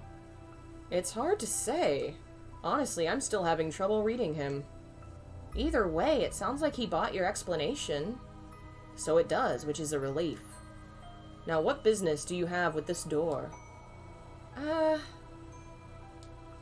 door was not my objective. I came to look at the stained glass window. I happened to notice a door with an unusual lock off to the side, so I got curious and went to look at it up close. The area behind the pulpit is off limits. I was unaware. Maybe I'll have to put ropes up then. Why is it off limits, though? Is that any of your concern? No, but the way you're talking about it has piqued my curiosity. Do you not know how to keep your nose out of places it doesn't belong? Get out of here, and don't come back. As you wish. Hold on. Yes. Your name. Michel. Michel. Almost the same as the angel there. That would be because I was named after him. I see. What an unfortunate name. I despise angels. May I ask what yours is? I have no name. You don't have... What do you... No, never mind. Farewell.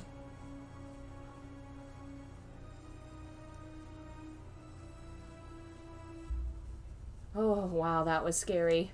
He does not want anyone getting near that door, huh? I thought he was going to pull his sword on you. I wonder, would I die if he tried to kill me? There aren't many people who could get away from a blade like that, especially in his hands, unharmed. You're probably right. Having already died once, the idea of doing so again feels wrong somehow. You managed to talk him down, though. I'm surprised. You're quite the accomplished liar, Michel. Is that so... It's hard to believe that was the same awkward, stuttering Michel I know and love. Am I really that much of a bumbling fool, normally? I wonder what he was doing back there, though. It's well past dawn. Standing watch, presumably. With as many people as there are roaming about, he's probably worried about people like me getting near the door. I doubt he plans on spending much time anywhere else until the festival's over.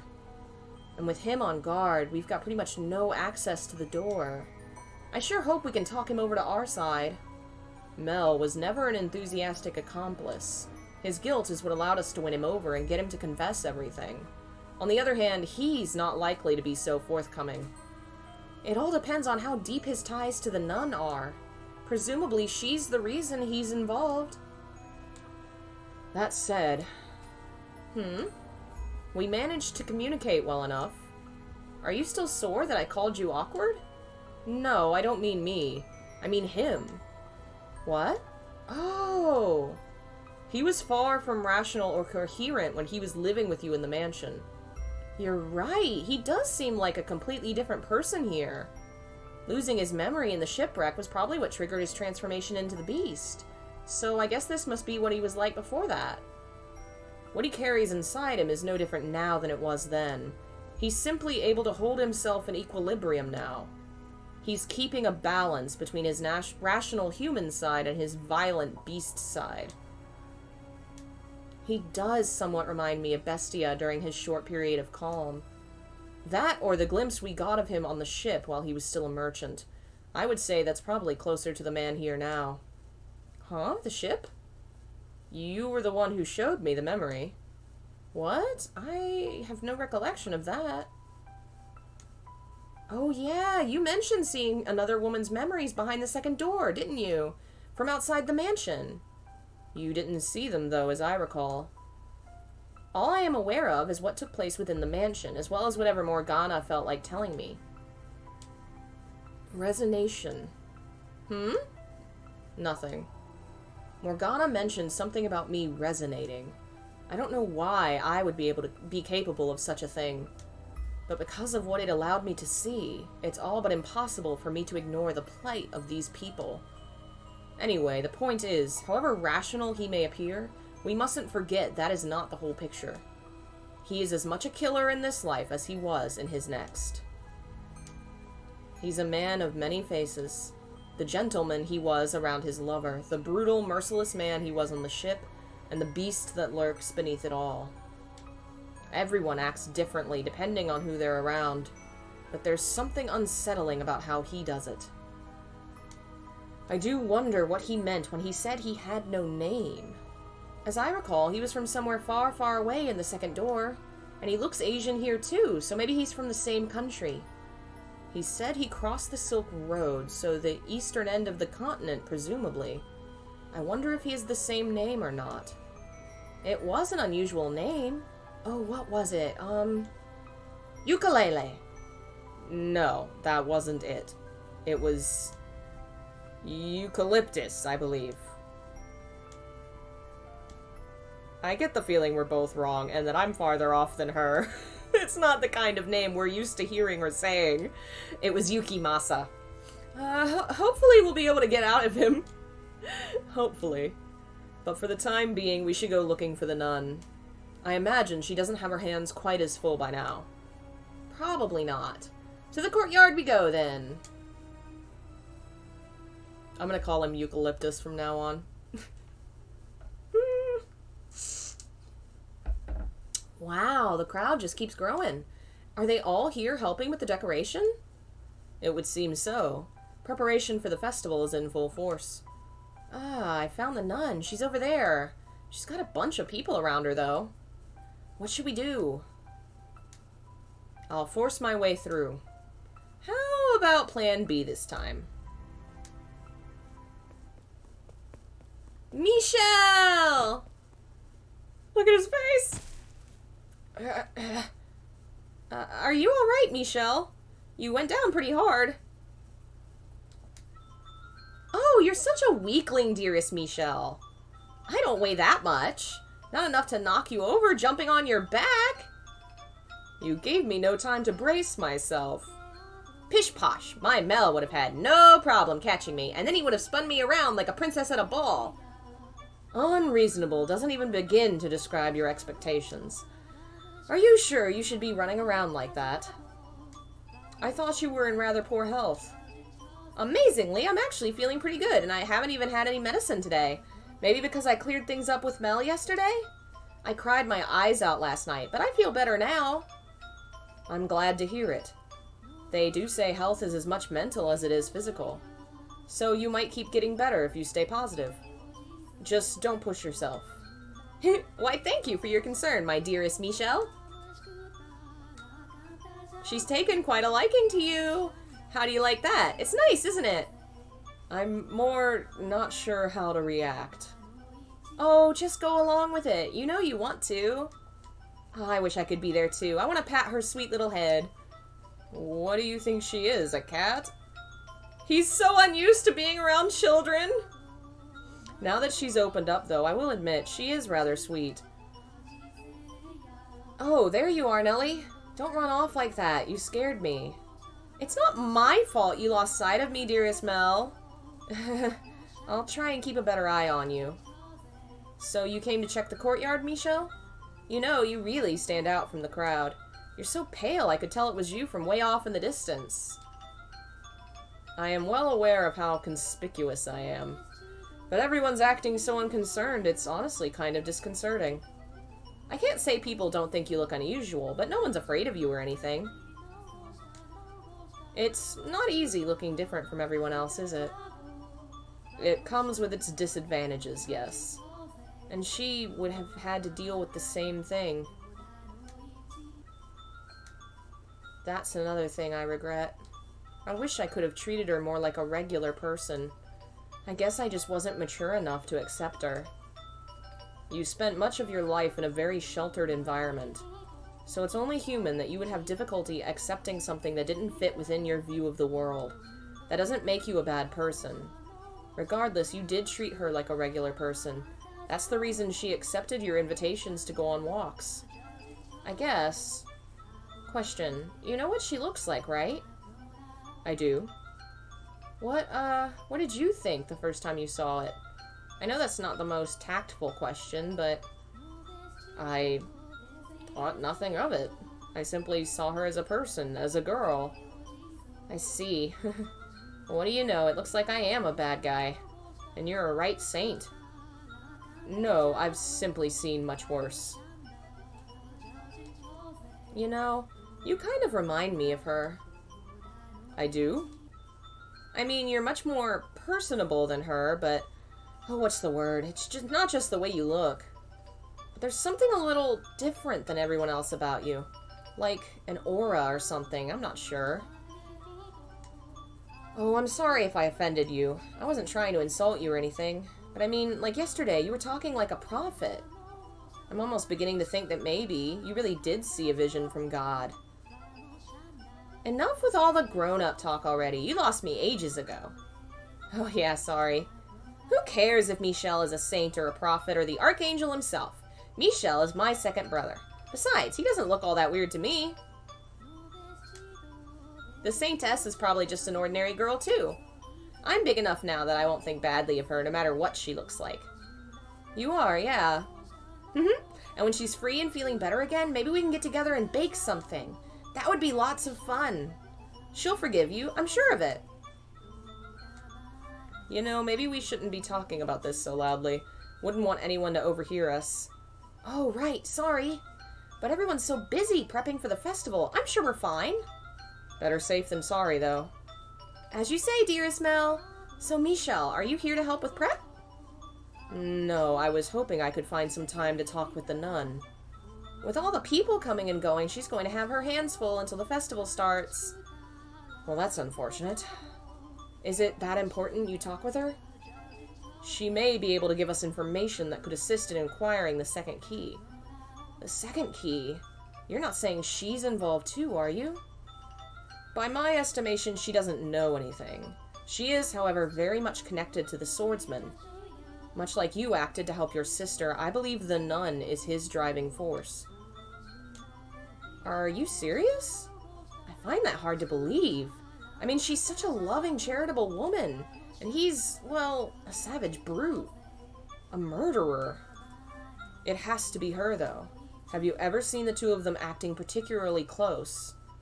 Never. She's kind to everyone. I've seen them talking once or twice, sure.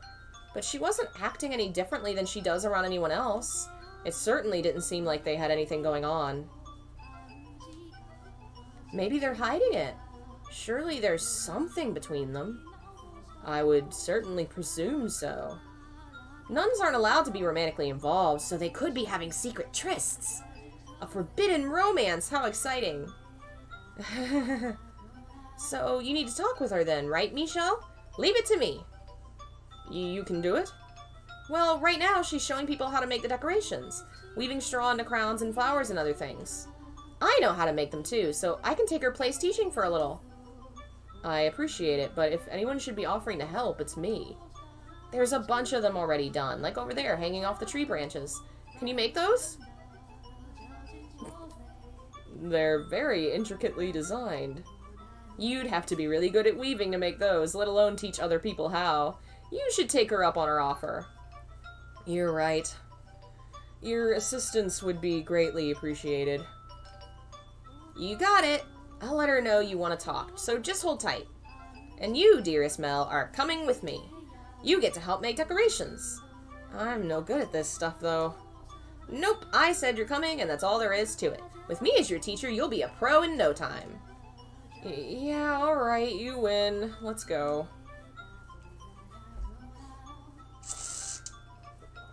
Nellie seems to be in good shape, and it doesn't look like last night caused any problems for them. I'm relieved.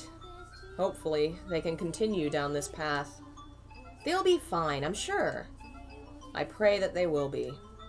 Now we should have a little time before the nun is available to talk, so I would really like to find some shade. Is it pretty bright out today? I thought you could see through my eyes. I can, yes, I can see what's going on, just not as clearly as you. Not enough to tell how strong the sun is, for example. I see. Are you alright? I'm fine. I say, but the backs of my eyes are starting to hurt. 2 days now with hardly a cloud in sight.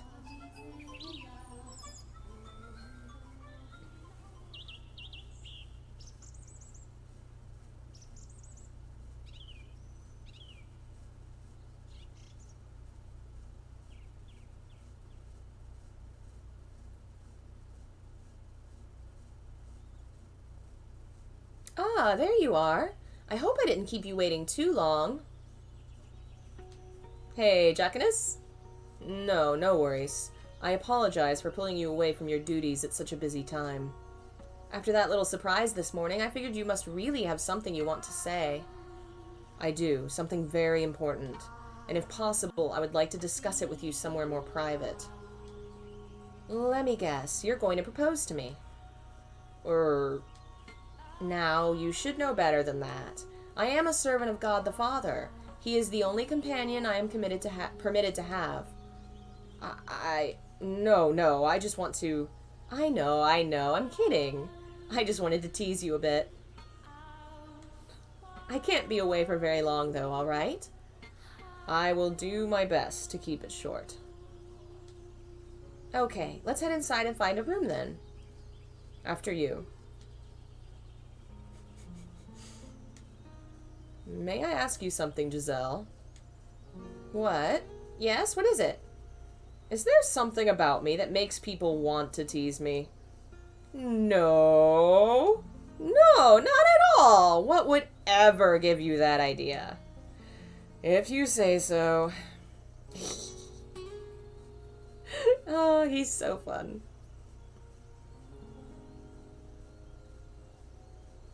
Alright, you have my undivided attention.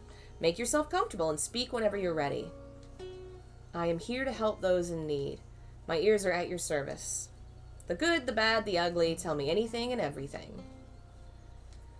You're a nun. You should probably be a little more particular with your conversation topics. What's wrong? Nothing. I actually want to talk about you rather than myself. About me? You or the people you associate with, I suppose. Are you acquaintances with that Asian swordsman? The Lord's bodyguard. I mean, I know of him, but I can't say I know terribly much about him. What? I was under the impression you were quite intimate with him. Did someone tell you we were? No, that was just the feeling I had. Remember, I am a nun. Whatever you think you saw, you were probably imagining. I'm not allowed to give any man special treatment, let alone be intimate with one. There's something between you two, though. What do you mean, something between us? Maybe you should try telling her what we know about him here. His primary motivation is to keep her church running, after all. Is he not here to keep this church, your church, in operation? Is he what? Did he tell you he was? He did. Oh, really? That's a little... No, that's quite surprising. I hardly ever see him talking to anyone. Are you friends with him? Perhaps. Acquaintances would be a better word. Well, he seems to be a nice enough fellow. Are you really not close with him at all? Nope, so if he told you he was trying to protect this church, it would have to be out of a sense of gratitude, nothing more. Gratitude for... A while back, he was in a pretty bad place in life, and I gave him some food. This was when I wasn't all the way out here, but at a church in the city. There were other nuns there, too, as I recall. Right, we also served as an orphanage, so it was us and a ton of children. I've since fallen out of touch with them, though. But as servants of God, it is our responsibility to offer assistance to those in need, which is exactly what I did for him. No special treatment, I just did the right thing. So whatever you think you saw between us, there's nothing there.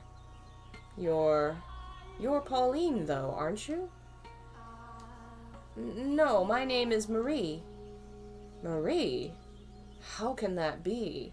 How can she not be her? Marie, that sounds a lot like a name we heard behind the third door. I don't think they're the same person. I concur. There's no guarantee everyone's name has to be the same.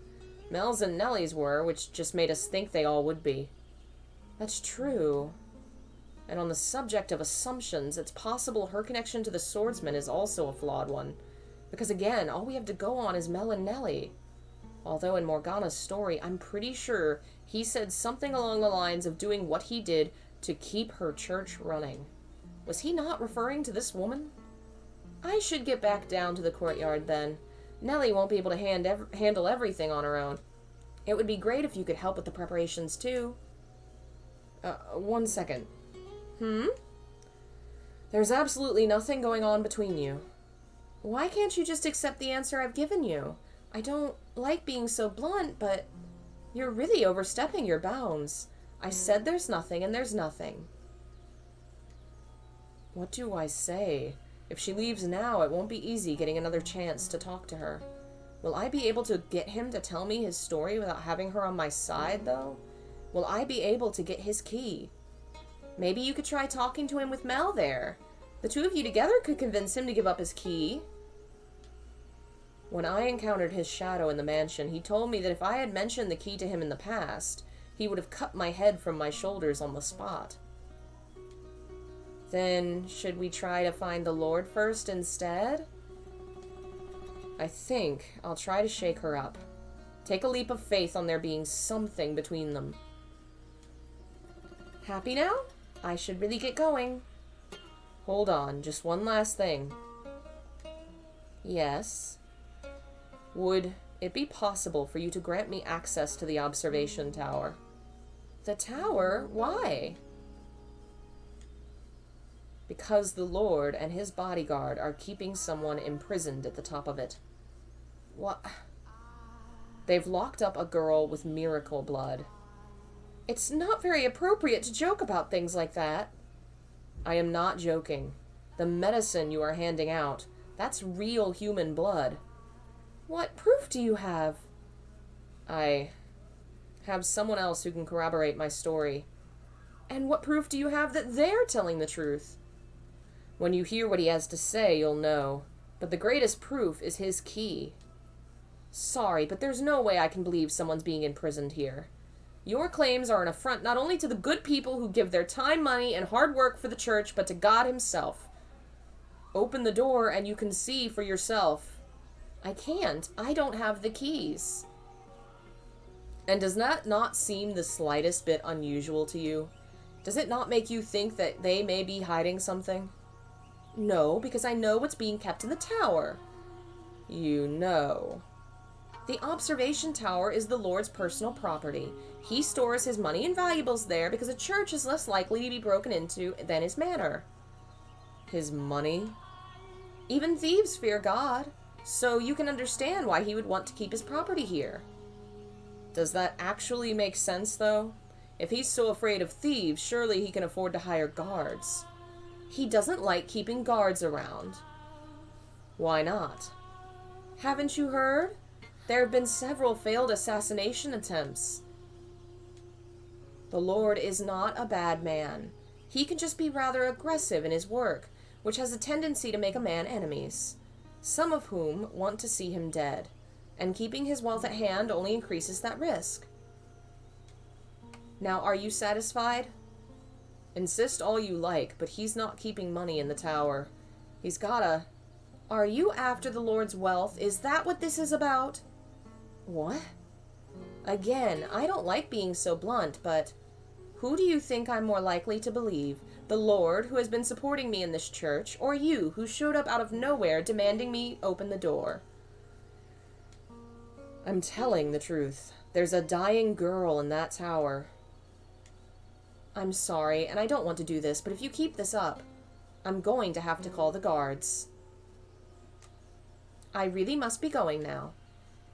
The swordsman, he helped imprison the girl in the tower, so he could get the money necessary to keep your church up and running. With your help, we could stop this. Take some time to cool off. Would it have killed her to be a little more open-minded? I really hope she considers the possibility we're telling the truth, even just a little bit. Is she so defensive because she trusts the Lord that much, or is her trust in the swordsman? Or maybe it's simply because she doesn't trust me. I think I'll head back to the courtyard. I need some time to consider our next move. That's a good idea. And there might be something Mel and Nellie can do to help too.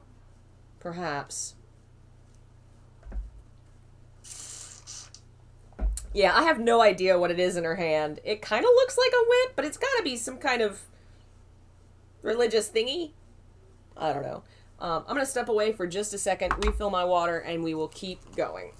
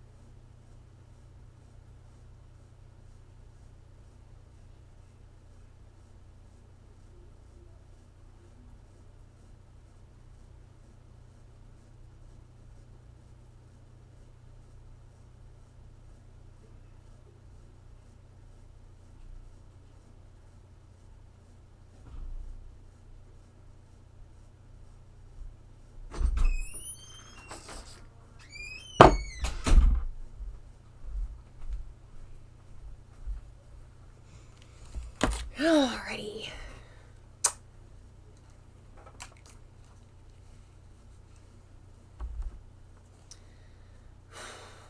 We're back. With the nun denying any involvement with the swordsman and him being so inscrutable, I find myself at a complete loss as to how to go about crossing the wall standing in the way of getting the truth out of him. My mind brings me back to the events of the second door, the most savage of the three tragedies. The things he did then were undeniably inhuman, which makes me wonder if his perspective on these events would have any influence on Morgana's perception of him. If at all, a positive influence seems the less likely. Was he man or was he beast? If nothing else, he wanted to be human in the beginning. What was it that he truly desired? If he hadn't been under Morgana's curse, would he have wanted to be the same killer he was?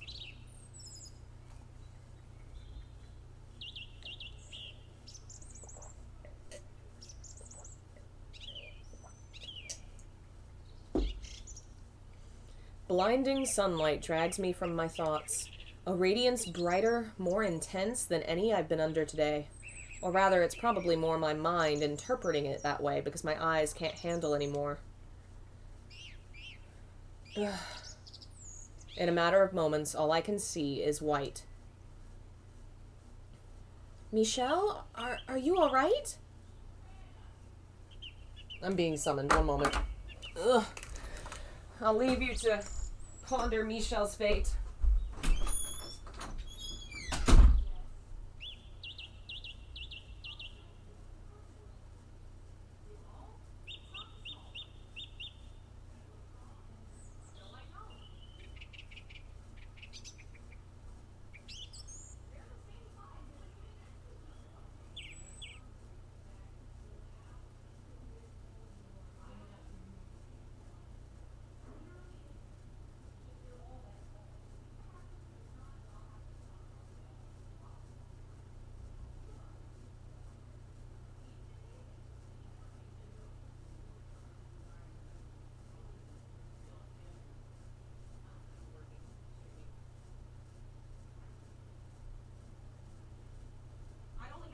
Pieces in it. They're all just tall.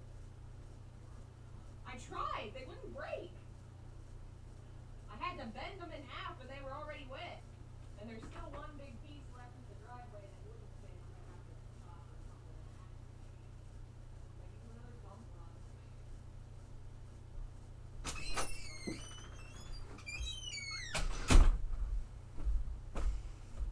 run. All right.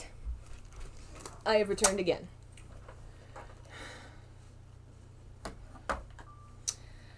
I feel a sharp pain, like someone's yanking at the back of my eyes. I'm fine. I just need some shade. Giselle's voice fades away.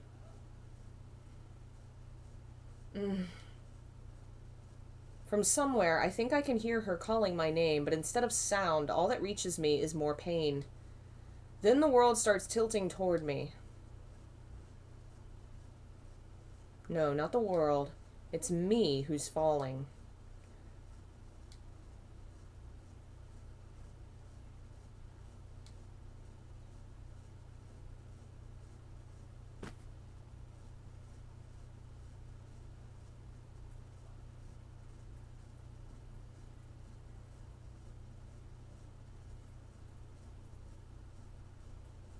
I'm not at the mansion. Where am I?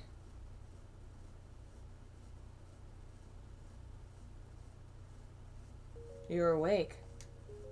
Morgana, what are you doing here? Does my appearance disturb you? That is to be expected, I suppose.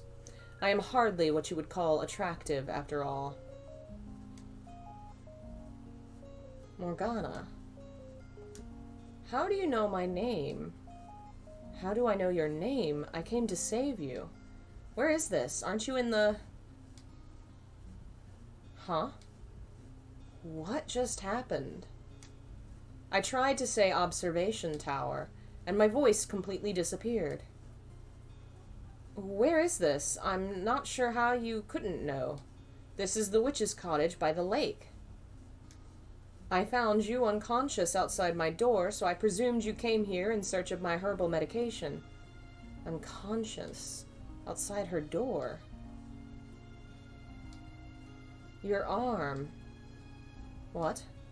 This is before she lost her arm. Does that mean I've traveled even farther into the past? Or could this be... You must get yourself far away from this place, Morgana. Better yet, escape to another country entirely. Where did that come from? I have no means of survival if I leave. In that case, beware of two men who will come to visit you. You must not open the door for them. What do you mean? They're a haired boy and a... Why do I lose my voice for all the most important details? Is this really the cottage by the lake? Take a look out the window and see for yourself. There's nothing there. Nothing outside the window. No, that's not exactly right. A reddish-black fog churns beyond the window. A pretty lake, is it not? Not that I have any place talking about beauty. Now I understand. This isn't the real world. Is it your world, then, Morgana? Or is it a world within our dreams? May I ask who you are? I once spent much time at your side. This is all so very strange. It was always you who was talking to me, and now you don't even know my name. Shall we talk for a bit, Morgana? If you're going to try to convince me to leave, I won't have it. And please watch what you say. There's something very unsettling about your choice of words. As you wish. In that case, let's talk about ourselves. For so long, I fought to fend off the things you said. Not because I had any particular dislike for you, but because I was afraid of how entrancing the sound of your voice was. I sympathized with, empathized with the feelings seething through your words, and that understanding almost allowed them to consume me. There was a mysterious magnetism to your voice, and as emotionally unstable as I was at the time, I couldn't possibly have withstood giving in to it. You're saying my voice is unpleasant? Not at all. It was beautiful. Frighteningly so. I want to try again. I want you to tell me about yourself, the things you see and feel.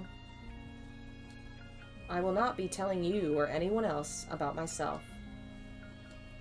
Because they would have to be inhuman to empathize with you. In that case, we can start with me instead. Honestly, I don't want to talk about myself either, because it makes me feel pitiful, worthless. It's a story I would rather pretend never happened. And it's not a story I can tell just anyone. But you can tell me. Indeed. I was born into this world female. What? From a young age, being a girl felt somehow wrong. And as I grew older, my body developed like a boy's. Not entirely, though. My body is incomplete. I am missing one thing every man is supposed to have. The change drove my mother to madness, and she hid me away, for I was unfit to be in the presence of others. That was when I was 14 years old, and that marked the end of any semblance of normalcy in my life. Morgana, you once told me that our fates were decided before birth, both yours and mine alike. I spent my whole life rejecting that notion, insisting I was a normal person, fighting to prove I was indeed male. But now that it's all over, I think you were right. My fate was always set in stone. And perhaps if I had stopped trying to fight it, if I had shut up and accepted it, I could have lived a longer life. I could have not left Giselle behind. Do you regret your choice? No, I do not.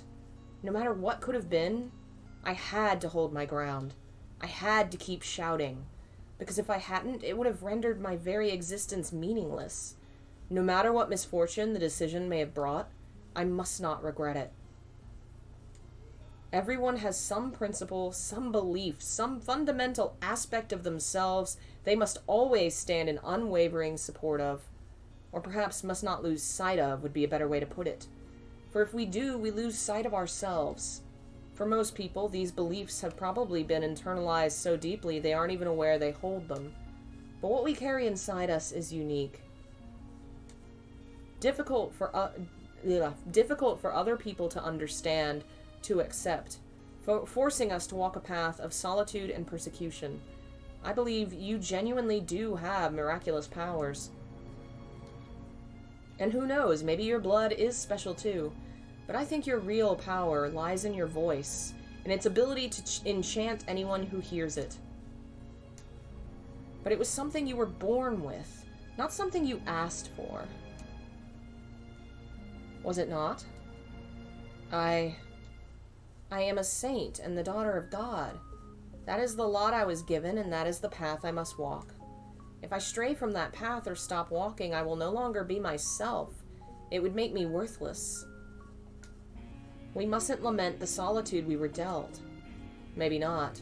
But I think that if either of us had had someone, even one person who accepted us, it would have caused us to see the world in a much different light.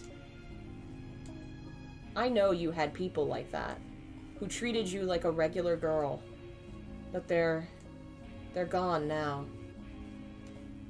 And have you never leaned on their memory? It comes back to me from time to time, but even then, they were different than me. They were so full of kindness, so very human, and while they taught me to experience their joy, not even they could change what I ultimately am. I left my humanity behind far too early in my life. And what about you? Do you have anyone special? I do. And do they treat you like a normal person? She does. However, you still know that you're different, that you can't fit in with everyone else, that you're abnormal. You do, don't you? I am very conscious of that fact, that on a fundamental level, I'm still gray, and that so long as I am who I am, that will always be so. Nevertheless, her acceptance allowed me to step onto the path she walked. A path wide enough even for me, despite my abnormality. You are, I expect, only half right about that. You're a man capable of making compromises, with a spirit strong enough to try to walk the path of humanity, while still being an outsider to it. I could never do that. Someone could be standing there, some ordinary but incredibly kind and accepting person holding their hand out for me, and I don't think I could take it, because I know that if I do, it will only bring more pain. So if I am to take anyone's hand, it must be someone inhuman, someone fundamentally abnormal, and not just mentally or emotionally, but on a deeper level, intrinsically different. Morgana. Maybe you could do it. Maybe you could understand even the tiniest bit of my fate. You could do that, couldn't you? Then do it. Understand me. Empathize with me. Take some of the weight off my back. Morgana. I have every intention of doing anything I can. But you have to understand, I am not from this time, Morgana. I cannot promise you I will be around much longer. So instead, take as much time as you need to find someone who will accept you, and with them slowly bring yourself back onto the path of humanity. It will not be easy, I know. Constant fear at the looks people give you, dreading the things they think and feel about you, terrified by the thought they might abandon you at any moment, the ever-present anxiety about whether you're able to fit in with them. But I know you can do it. I know you can bring yourself back to a place you can love, like what you had 4 years ago. You really are.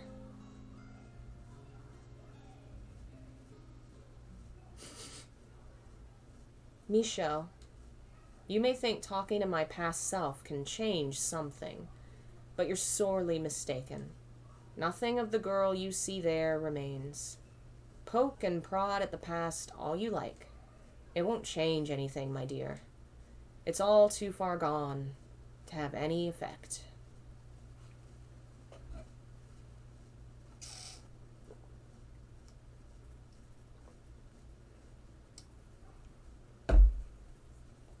Michelle? Michelle, are you there? Are you all right? Get up, Michelle, please.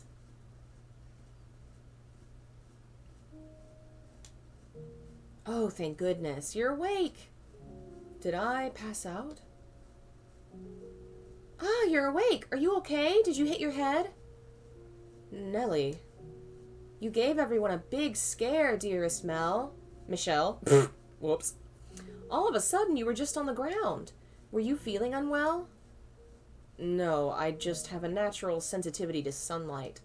I apologize for any concern I caused you. Sorry for worrying you too, Giselle, and for that rather shameful display. No need to apologize. Like you said, you're sensitive to sunlight. I'm just glad you're all right, Michelle. If anything, I should be the one apologizing for putting so much pressure on you. I had no idea it was so bright out. As long as you're... excuse me. As long as you're not sick or anything. So you're feeling better now? My head still hurts a little, but yes, I'm fine. What time is it? Almost supper time, which means I'd better get back to the cottage. Was I really out that long? At least you woke up before supper. I should get going, though. See you tomorrow, Michelle. Good night, Nellie. Tomorrow is the day before Morgana's supposed to die. Our time is limited enough as it is. That said, Giselle, I saw Morgana. What do you mean? How? I don't know if it was in a world of her creation or simply a dream, but in it I spoke with Morgana when she was still alive. What was she like? Not like the Morgana we know now, not someone who seems to feed off hatred. So she really was a saint in life, like Mel described her. Though I got the impression being a saint was more like a chain around her ankle, the only way she was able to derive meaning from her life. Not to mention the utter sense of solitude brought by the knowledge no one like her would ever come into her life. Do you think she wanted to break free from the chains, then? Even if she were able to, she would never be able to return to anything resembling normal, much like I will never have a normal body. Although... Oh, you're awake. That's good. What, you came to check up on me? Don't act so surprised. I'm plenty capable of showing concern for others. That said, no, that's actually not why I'm here. He looks pale. I know you're not feeling well, but if you're up to it, would you mind joining me for supper? I don't know why you would make such a big deal about asking me to... He's the one asking. I think he's getting suspicious. I see. I apologize for not handling my encounter with him better. Don't be. If he was sure I was playing him, I wouldn't be here. So don't blame yourself. Though I would still appreciate it if you came. Absolutely. Turning him down would only give him more reason to be suspicious. True enough. I'll do my best not to let anything slip. You try and do the same, all right? Of course. Well, let's get going then. Could the nun have told him what I said to her? Whatever this is about, we don't want to keep him waiting. Be on your guard. I will.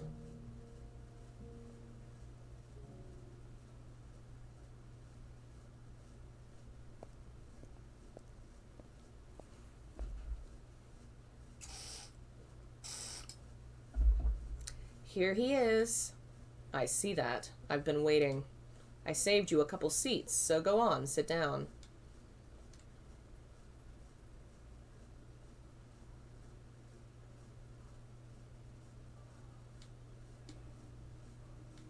This is unbearable. What's the matter, Mel? You've hardly touched your food. Lost your appetite. I've never been a very big eater. No? Then why don't you give the rest to your friend here? It's a bit bland, but it's passable. Wouldn't you say? This pressure is nothing if not overwhelming. How does he expect anyone to eat with the air so tense? And Mel refuses to even look at him.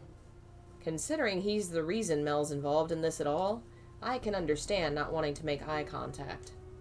Or even be in the same room. Are you not going to eat either? Don't worry, there's no poison in it. The thought never even crossed my mind. Why would you think I would be concerned about my meal being poisoned? It was only a joke. I don't see the Lord anywhere. He's gone back to his manor. I thought you were his bodyguard. He's a lord. He has more than one guard.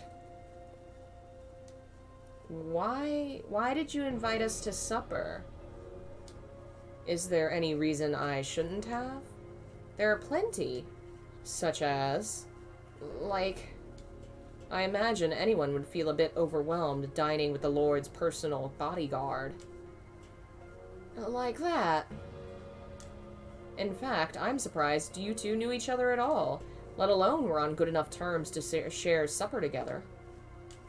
You haven't told this man anything, have you, Mel? Nothing. All I told him was you were the Lord's bodyguard.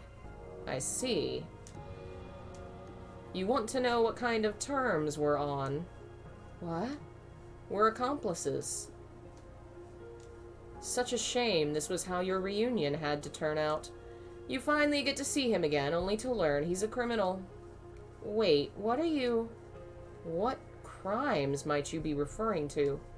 Take a guess. What sort of atrocities do you think we're committing? What is he doing? Why would he tell you that? He wants to gauge my reaction, I assume. I have to choose my words carefully. I can't say too much, but I won't get anywhere saying nothing either. How should I handle this? I have no idea. All I'm asking you to do is guess. Just say the first thing that comes to your mind. You're putting me on the spot, telling me my friend is a criminal and asking me to guess his crime. Did you honestly think that would get any sort of answer out of me? You make a fair point. Then allow me to change the question. If you found out a friend of yours was a criminal, would you still be able to be their friend? That question make you uncomfortable too? Consider it a sort of sideshow to liven up our meal. Don't take it too seriously. It would depend on if they feel guilty about what they've done and if they have any intention of making penance for their crimes. And Mel, well, he's someone who would be ashamed of any wrongdoing he might or might not have participated in. It's funny you say that, Jeff, about please don't get Michelle killed, because this game does have dead ends, and I got one of them in my first run of this game, and guess what happened? Swordsman murdered me! I know all the right things to choose now, but there is a moment later in the game where if you make a certain choice, he finds you alone in the forest, and he fucks you up, and then you're dead. I see. What about you? If you had done something you knew to be wrong, would you be ashamed? Would you make penance? Maybe. Maybe not. You have one hell of a friend here, Mel. Michelle. That was your name, wasn't it? Do you have any other friends? I don't have many, no. Any in this land? No. Why do you ask? I don't have any friends here either. Or maybe I never had any at all. Maybe he wants to be your friend, Michelle. Or maybe he wants to know if anyone will miss you. Somehow, I doubt that. Yeah, I guess not. Any family? I left home some time ago. Are they too far to visit regularly? Why do you want to know? I'm in a similar situation myself. I thought it might be nice to find some common ground. I find it difficult to take him at his word. So you made the long journey all the way out here so you could see him. That I did. This is just a small detour in his travels. That's what you told me, isn't it? That's right. How very gracious of you to go so far out of your way for him. Oh, and Mel, I have a question for you as well. What kind of question? Think of it like a little game. You're standing on the edge of a cliff. On your left is your sister, and on your right, him. They're both about to fall. You can only save one of them. Whose hand do you grab? Surely this isn't the first time you've heard the scenario proposed. It's not real. It's just hypothetical. Don't take it so seriously. Come on, it's just a game. You know that, right? You don't need to answer. As he said, I am only here to see him. When I heard there was going to be a festival, I requested permission to remain until then. If that displeases you for any reason, I apologize. But hypothetical or not, a question like that makes it uncomfortable for everyone involved. Or are you trying to make him feel cornered? Not at all. It was merely a question. I never meant to make him uncomfortable. My apologies.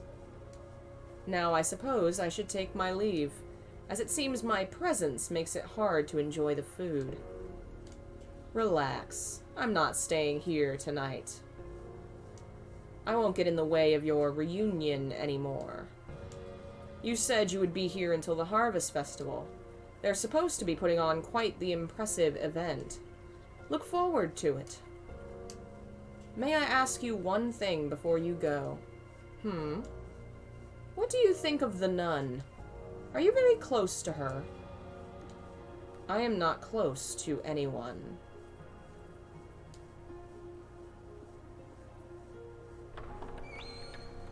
Well, that was fun. Anybody had fun with dinner?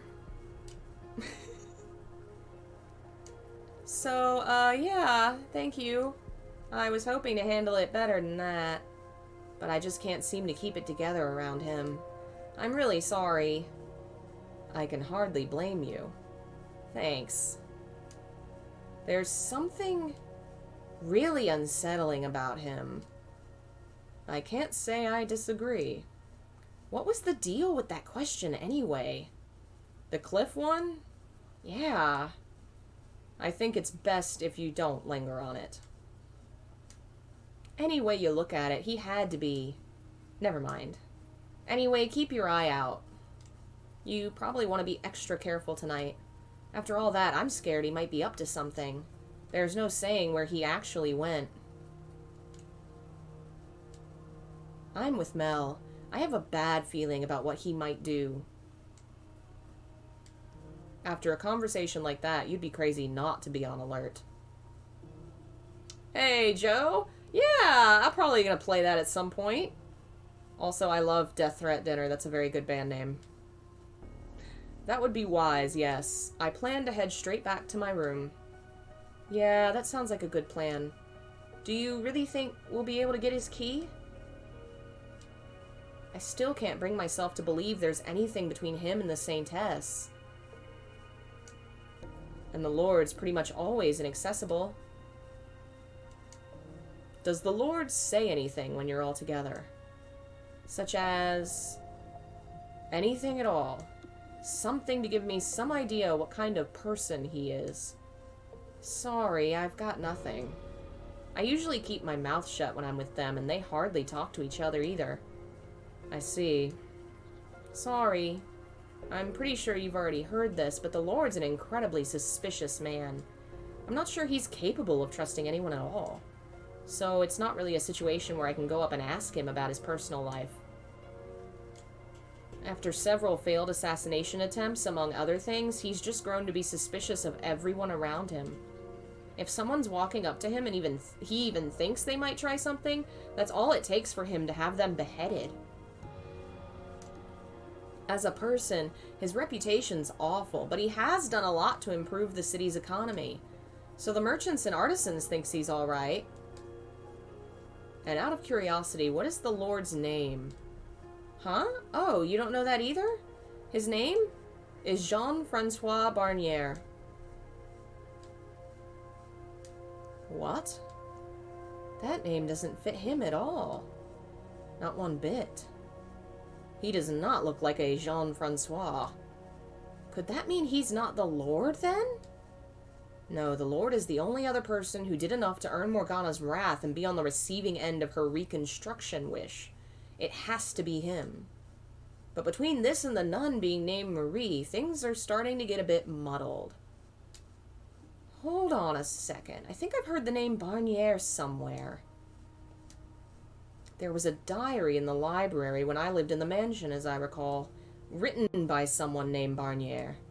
Actually, now that I think about it, the same diary also showed up in Mel's next life. In it, he was complaining about not having gotten the larger of the family estates. And a bad harvest, I think. That was one of the books your family sent you, right? Actually, that was the one book they didn't. It was already in the library when I arrived. You think he could have written it? And here I thought it was just the scribblings of a disgruntled noble. If the book really is that old, I'm amazed it was in such good condition for so long. We can't be more than 100 years behind our own time, so it's not inconceivable it would still be in good shape then. But Mel came back many hundreds of years after that. It's almost like it was frozen in time. You know, I think time actually may have stopped during the times the mansion wasn't present in the living world. I kept it clean, yes. But one person going around dusting wouldn't be enough to keep it from falling into disrepair over hundreds of years. Just what on earth is that mansion? Is it also a part of Morgana's miracle? What's the matter? You've just been standing there staring off into space. Oh, sorry, I got lost in thought. You seem to do that a lot, just go off into your own world. I swear, you've got to be more absent-minded than me. That's not important, though, I guess. Anyway, so I've been trying to think of ways I can help, but sorry, I haven't been able to come up with anything. It's fine. I'm simply glad to have you on my side. Sure. Well, I should get back to my room. If you have any good ideas, let me know. I will. I should head back too. The mansion is... I mean, it falls into some disrepair in the sense that it gets dusty and kind of gross and stuff. But, like, over 1,000 years, you'd think the walls would fall down, and they haven't. Like, the kind of decay that happens to the mansion is far slower than it should be.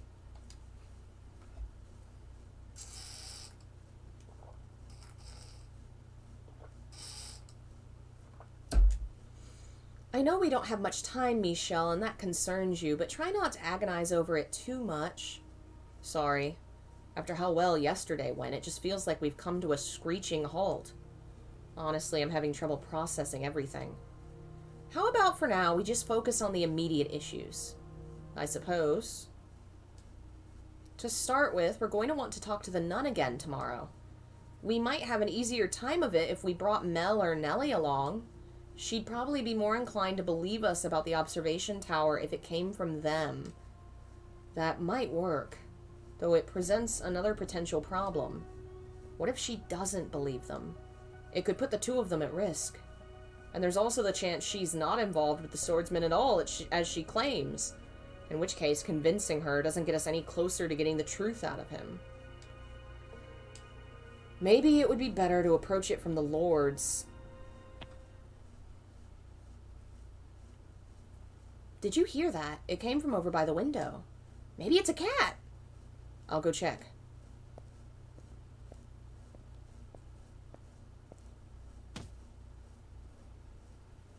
Ah!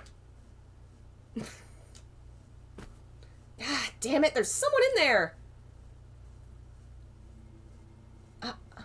It's a ghost. There's a ghost out there. Go, get away from the window. Hurry, you don't want it to possess you. Calm down. Your scream startled me far more than anything. How am I supposed to calm down? We have to go find Mel and get another room. We can't stay in this one any longer. No way.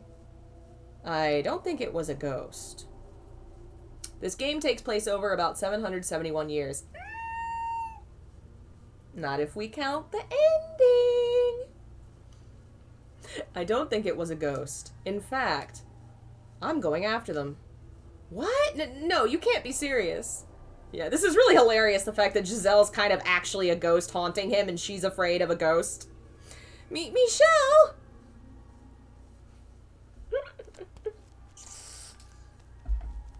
I'm pretty sure they went this way. Let's go back to the mansion. You're chasing a ghost! You're out of your mind! You know, now that I think about it, she's essentially a ghost herself, afraid of another ghost. I think I saw movement in the bushes over there. Is this the one? Ah, you found me. Is that who I think it is? Be a good boy and pretend you never saw me. Got it? I'm off. Hold on. Go after her. Stop, please. I want to talk to you. You stop. Why are you chasing me? For the record, I wasn't breaking in for nefarious reasons. So you don't need to take me into the guards. I'm not going to report you. All I want to do is talk. I've got nothing to say to you. Well, I do, so please stop. What's your deal anyway? You some kind of creep? No. How the hell's a man chasing a woman down a dark road not a creep? As if you look any less suspicious. Screw off and stop chasing me, damn it. Then stop running. Is someone there? Perfect. Help, please! I'm being chased by a strange man! What are you? He's going to do terrible things to me!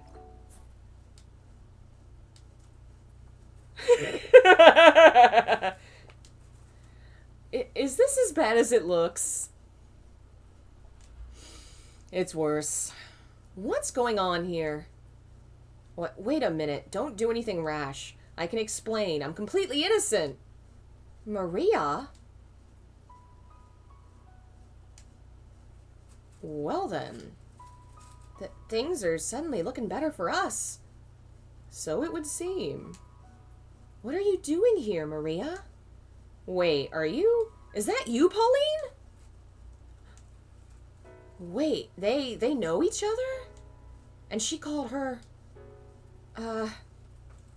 So I was right. That is your name. That is my earthly name. It is not who I am now. I am Marie. I no longer go by that name. Marie? That's your name? That's a fucking laugh. You joking? I am not. And that outfit, you become a nun or something? That part of the gag? That's why you call yourself Marie, huh? Name suits you a hell of a lot better than me. The Virgin Mary's namesake grows up to be a whore, while sweet little Pauline grows up to be a genuine Virgin Mary. What do you say? Want to take my earthly name and I'll take yours? You don't have to be so crude. This seems like it could go south very quickly. That reminds me, I heard word there was a saintess or whatever at the church here. That you? A saintess, huh? That's just what people call me. I don't actually consider myself a saint. Pure as ever, I see. If it were me, I'd let them put me up on that pedestal, bask in their worship for a while, then swipe all the tithes and get the hell out. You're unbelievable, Maria. Oh, I'm just kidding. Don't take what I say so seriously. What did you come here for, Maria? That's what whores do. We come and go. We're anywhere and everywhere, and then we're gone. You do realize this is a church, right? I know. Sacred ground, no place for a dirty old prostitute like me. I'm going to hell, yada yada. I didn't say that. I would prefer you refrained from working on church property. I was on my way out, in fact. But then that white-haired dude came after me. I do believe you tried to break into my room first. What? You keep your mouth shut. You tried to break in? What for? What's it matter what for? I'm a whore. Maybe someone hired me. Or maybe I came to pillage the tithe box. Was it the Lord? Is that who you came to see? Huh? Why would you assume the Lord of all people? There are plenty of other men in need of my services. I thought there might be something between you two. There's nothing between us. Everyone's denying their connections to each other. So, since you're here, Maria, do you want to stop by my place for a bit? So you can grill me about what I'm here for? No, I will admit I'm curious, but if you don't want to talk about it, I won't try and force you. We just haven't seen each other in so long. I'm sure we've got plenty to catch up on. Yeah, I imagine they did not use the word dude, but apparently the folks that were working on the script for this originally tried to make the language like fit with the time period, and then they were like, no, this is unreadable, we're gonna make it modern. So that's why everybody kind of talks in modern jargon.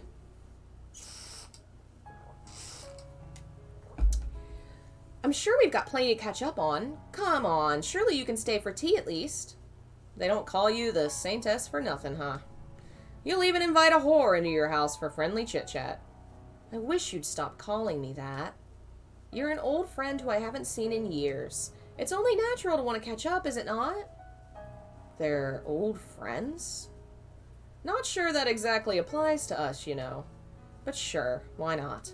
Though to tell you the truth, I have no idea what the hell we'd even talk about, so I'll agree to come on one condition.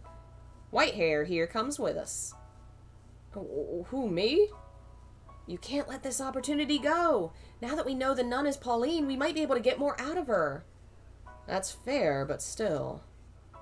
I'm not sure how comfortable I am bringing a man into the house with only girls. And I'm not sure how comfortable I am going. What's the big deal? You afraid he might turn feral? No, He ain't that kind of guy. You've got nothing to worry about. You seem to trust me quite a bit for someone you just met. Not so much trust, more like the air you give off. Air? You don't look like you've got the balls to do it. What did you say? Damn it, that stings worse than she has any way of knowing. Don't let it get to you. There's nothing you could do about that. Well, what are you waiting for? Go on, get your butts moving. Okay. Poor Michelle. I'm not sure I like where this is going. Giselle's right, though. This could be a good chance to get some new information. Ah! What is it? I just remembered. Something vital. She called me a creep! In the third door! She kept calling me a creep! It just occurred to me now that she was talking about me like that behind my back. I can't believe she would do that.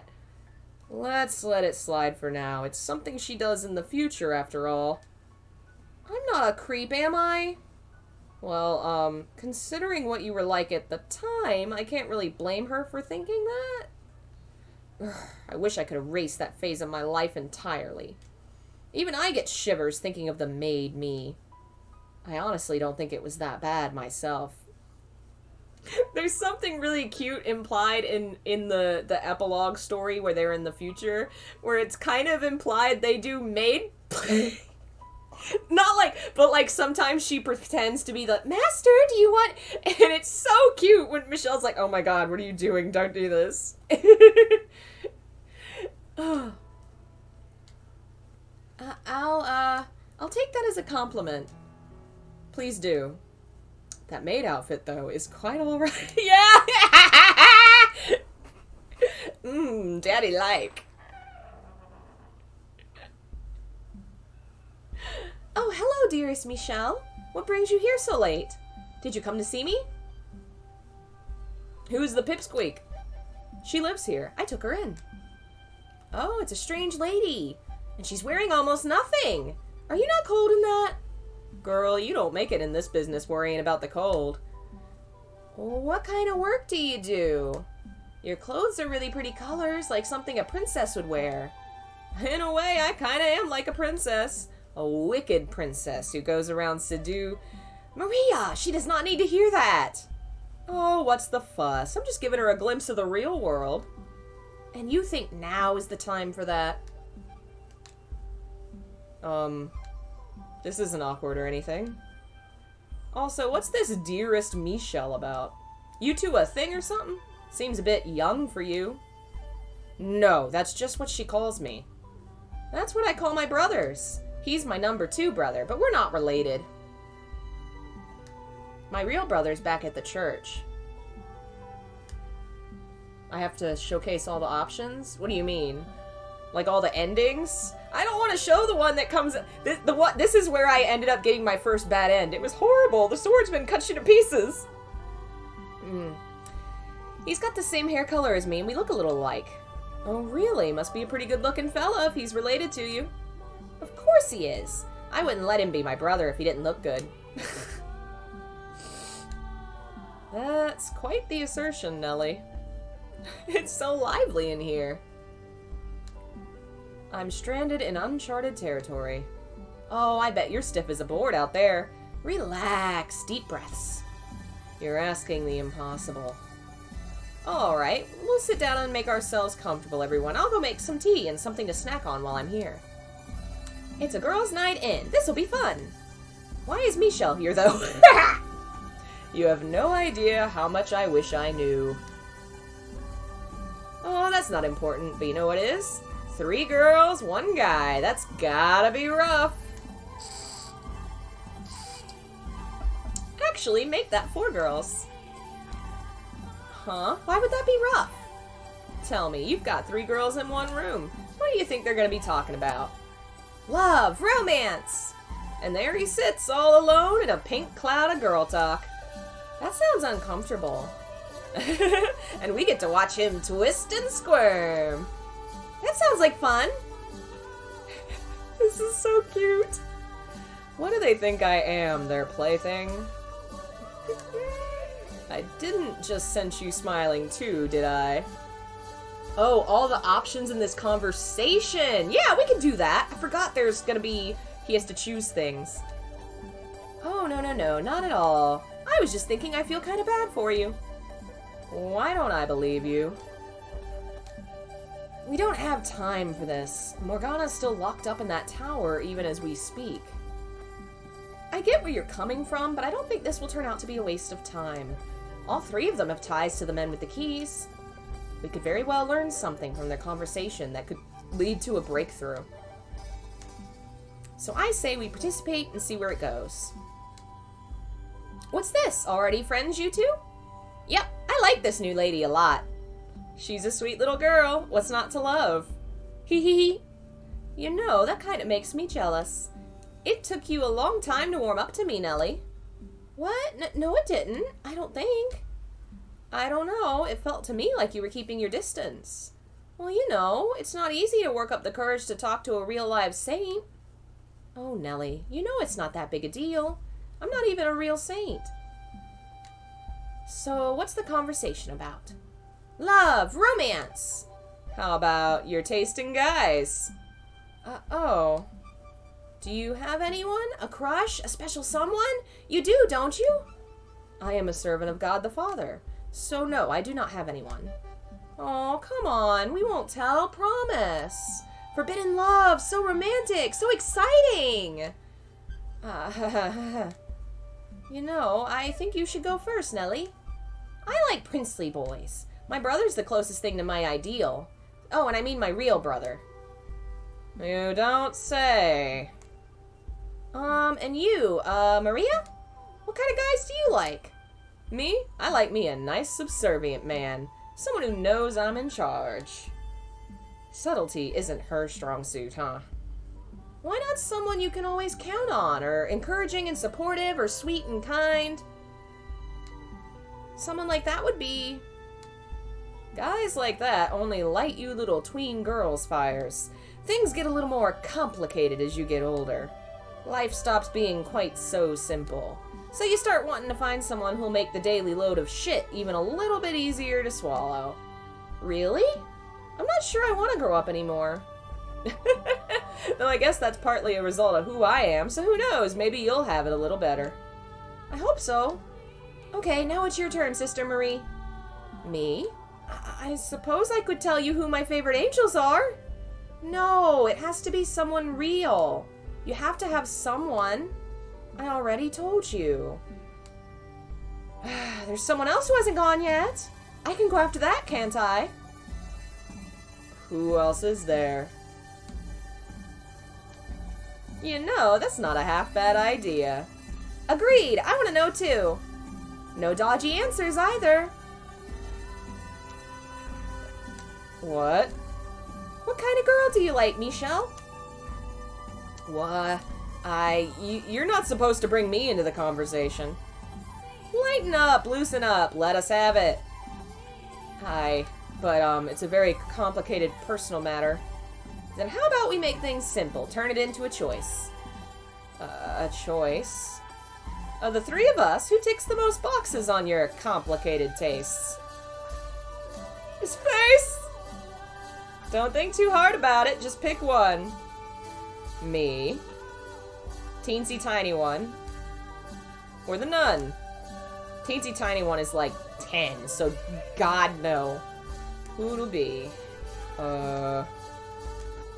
What on earth have I gotten myself into? The way they're staring at me, I'm not getting out of this.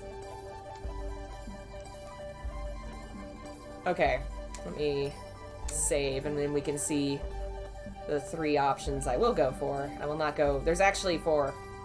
Alright, save right there.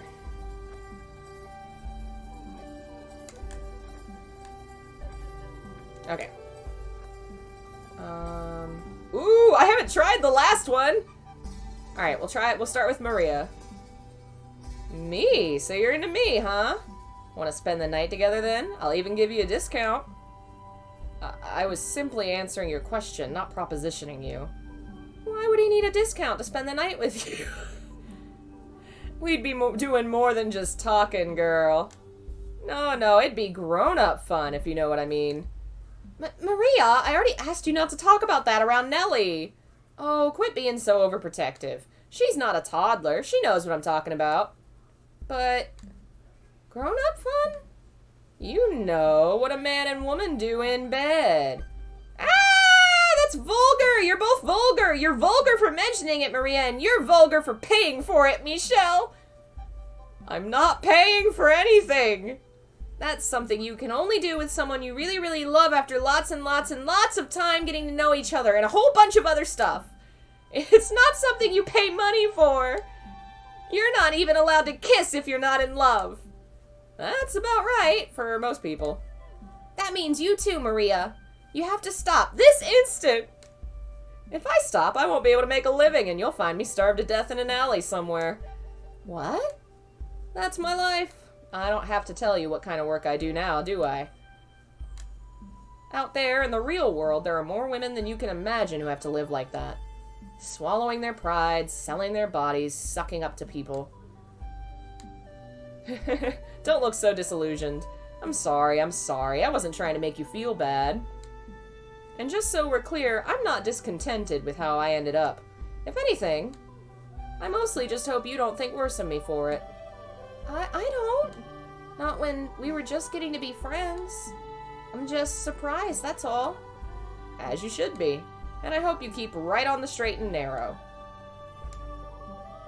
Behind the third door, she was driven by a desire for vengeance. But I guess she's not really a bad person, huh? I only answered the question because they were pressing me to. I'm not actually interested in her, I promise. Took you long enough to remember me. I'm sorry. It's okay, I know. Though, I think it would have been better if you had said you already had someone instead. I assumed there were only the three choices. You need to learn to think outside the box. That said, can I ask you something? Yes? Why did you pick Maria? Because she's bright and energetic. Like you. Oh, he turned it... Leia turned it around! That was a good answer, so I'll let you off the hook. Thank goodness. Alright. Okay, let's jump back. I want to see the other options. Man, that was cute. Oh my god. Alright, one sec. I need to refill this bottle again, and then we'll keep going, because my throat's getting a little sore.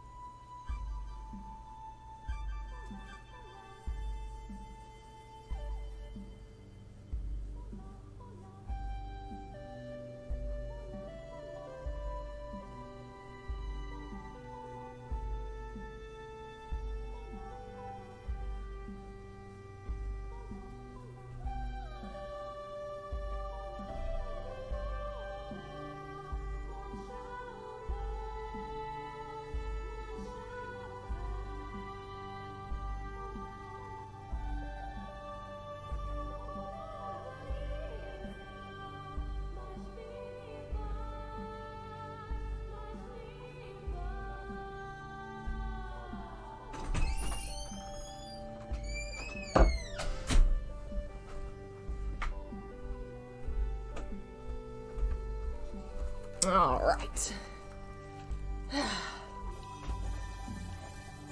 Alright, we're not gonna pick Nelly, because I just can't. Pauline, huh, me?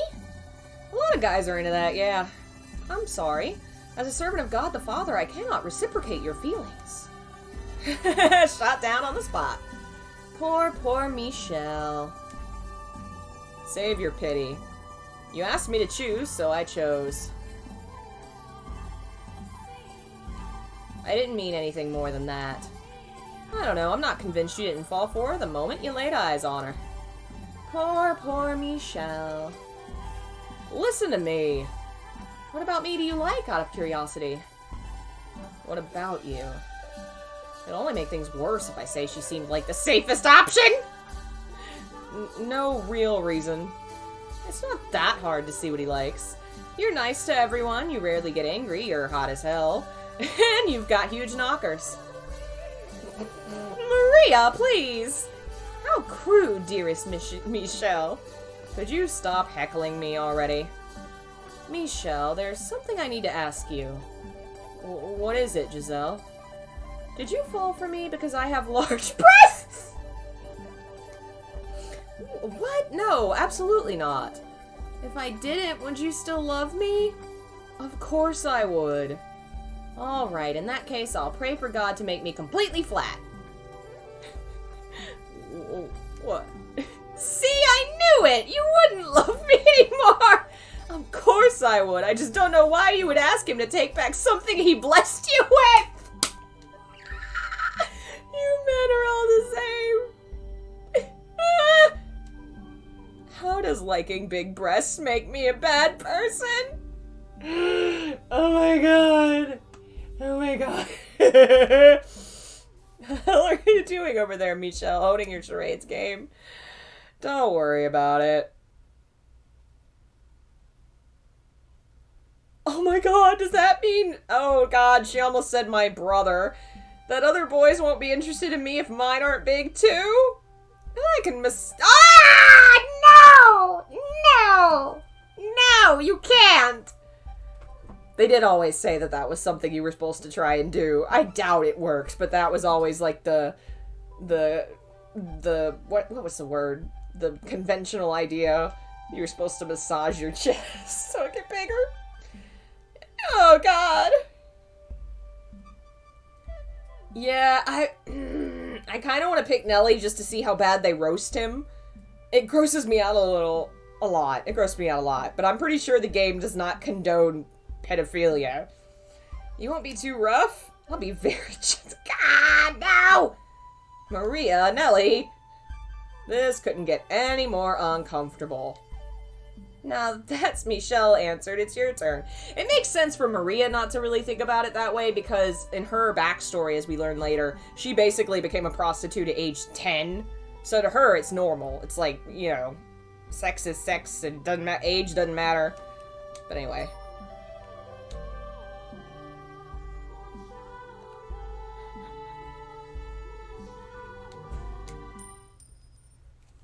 One sec.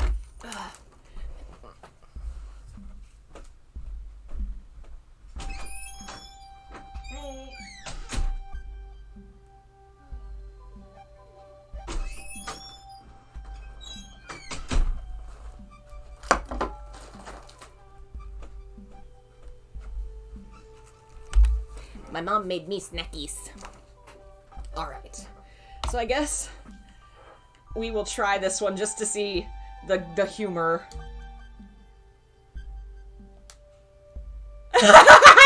They're roasting the hell out of him! What the fuck? Someone say something. Do you know how old I am, Michelle? 14 or so? And how old are you? 27? Pedophile? That is a bit of an age gap, I think. If you're gonna be like that about it, then don't make her an option. I never thought you'd actually pick her, you know. Everyone has their preferences, and sometimes there's nothing you can do about them, but some things you should keep to yourself. I had no idea, Michelle. Slow down. Don't all dogpile me at once. That isn't why I chose her. You're welcome to defend yourself, but choose your words carefully or we'll tie you up and throw you out into the cold. Nelly, she thinks of me as a brother, and she's the one I've had the most time to get to know, so I chose her because of the three of you, I'm closest with her. So you don't have any inappropriate feelings for me? Not in the slightest. I don't know, you could say you don't, but that doesn't prove you're not secretly into that. I'm telling you, I'm not. Alright, then prove it. Prove it? Yep, prove you're not a dirty pedo. It's actually kind of cute, like, yeah, the frickin' player's the perp, but I could totally see Michelle being too uncomfortable to pick these two women he doesn't know that he could be sexually attracted to and being like, nah, I'll pick my little sister. And then everybody else is like, what the fuck? I already have someone I love, so I'm not interested in children. Aw, Giselle. Oh, well then, tell us about her. Prove you're not just making it up to get out of the hole you dug yourself. What do you like about her? When'd you fall for her? All the juicy details. I want to know too. Tell us, tell us. If my number one brother even gets a girlfriend, I'll slap her silly. But for you, my number two brother, I'll gladly congratulate you. Let's start with her looks. Tell us what you like about her body. Oh, Michelle has dug himself the deepest hole.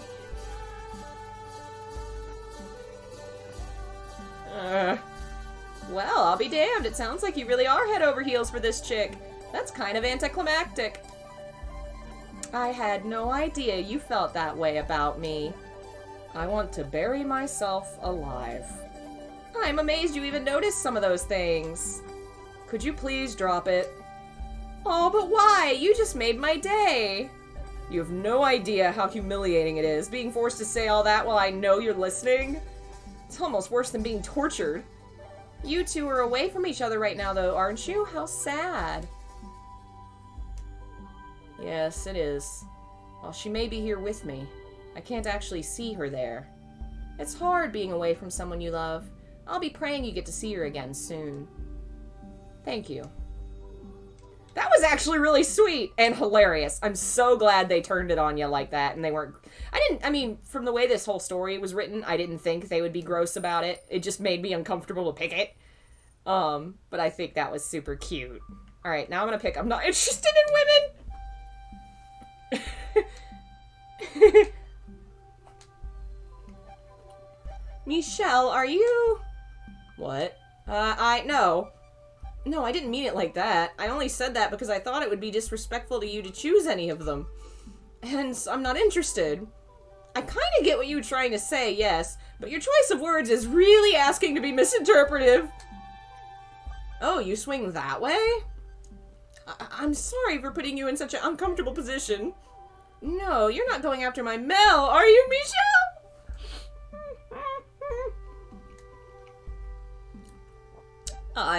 What? What'd I tell you? That's why you wanted to get close to him, isn't it?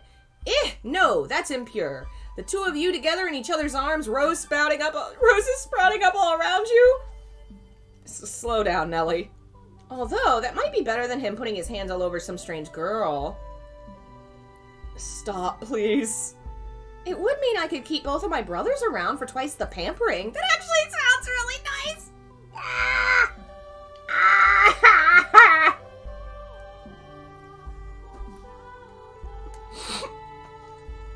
Please, for the love of God, stop fantasizing about it.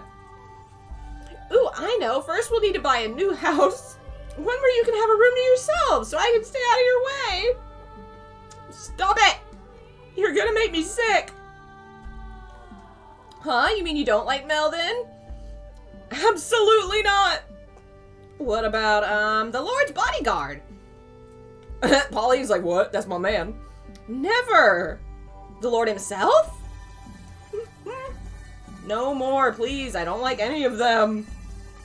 I already have a partner, so I'm not interested in anyone else. And this partner's a man. She's a woman!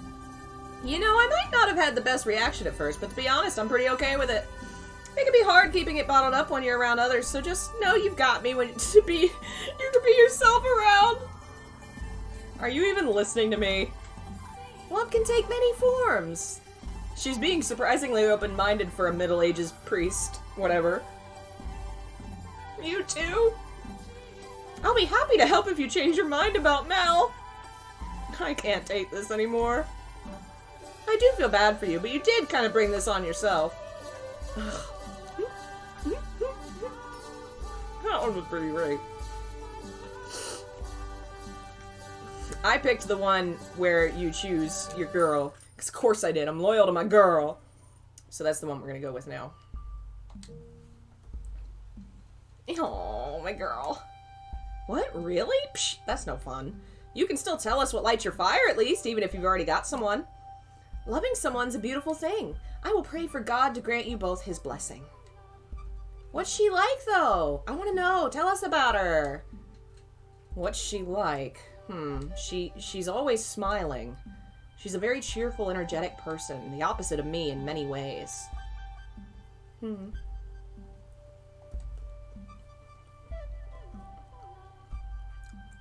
So is she staying at the mansion with you? No, I am here alone. Does she not feel the same way about you? Unrequited love, is it? You poor thing. It won't be cheap, but I'll keep you company for the night if you want. She loves me too. Yeah, you're not wrong, Marianor. I'm not 100%, but I know that there's varying... The history has fluctuated with the understanding and appreciation of homosexuality. But my understanding is, I don't think the Christian church was ever really fond of it. As far as I can remember, I really don't think they were ever cool with it. I could be wrong, but I don't think they were. Then why isn't she here? If you're a couple, you're supposed to stay together. Did you leave her behind when you left? Circumstances prevent us from seeing each other right now. I can always feel her there by my side, but I can't see her. What circumstances? Now, Nellie, don't be prying. It's a personal matter, one I'm sure isn't easy for him. Will you ever be able to see her again? I have faith that I will. Because when I see her next in the flesh, I need to take her by the hands, look her in the eyes, and tell her something very important. Michelle? Is she somewhere really far away? Or is there something else getting in your way? Women are fickle creatures, though. You may think she'll always love you, but spend enough time apart, and who knows how those feelings might change. We're not as bullheaded as you guys tend to be. While you're here away from her, she could find someone else she likes. Or maybe she already has. I would never! Her feelings will never change. She has spent more time waiting for me than you can possibly imagine. Though there were times she lost sight of what she was waiting for, deep down in her heart, she never forgot about me. I know that for a fact. I don't buy that sickly sweet her love is eternal crap one damned bit. It's short-sighted, ignorant. People change, their feelings change. It's the ones you think you care about most who will inevitably stab you in the back one day. That's what people do. You've just never had the pleasure. One day you will. You'll taste the bitterness of betrayal. Is there anyone in your life you care about more than yourself? Not a one. You wouldn't understand what we have together then. But someday, if you ever find someone who means that much to you, I think you'll come to understand that it is possible to love someone, even if they do sometimes cause you pain. You're telling this to a whore. That already has me out of the running. I don't think that's true. Anyone can find someone, no matter who they are. It doesn't matter how old you are, or what kind of work you do, or if you're a noble or a peasant. Oh, come on. You're making it sound like I'm the bad guy here. In this case, she might actually be more mature than you, Maria. Oh, shove it. Now that Michelle's answered, it's your turn. What? Do I really have to?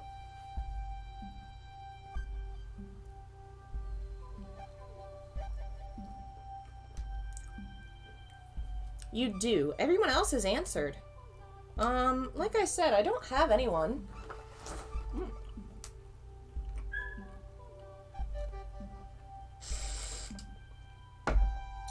Oh, don't forget about the tea I made. It's going to get cold. Anyway, I'm more interested in catching up with you, Maria, than talking about boys. What happened after you left? Alright, sure. We can talk about that.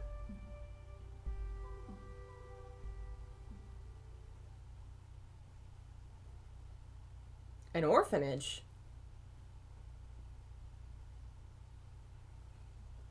Yep, neither of us had parents or family, so we were raised in an orphanage. Beyond the second door, Pauline had a family and seemed to be quite well off. I guess that's not the case here. So you grew up together then? Sister Marie's never told me about her childhood before. I don't like to talk about the past. Not the best of memories, after all. I'd say we're both lucky we made it this far in life.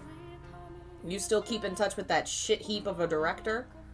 Now, don't talk about him like that. He's not a bad person. Yeah, I know. In your mind, everyone's not a bad person. He isn't really. But yes, he stops by occasionally to check in.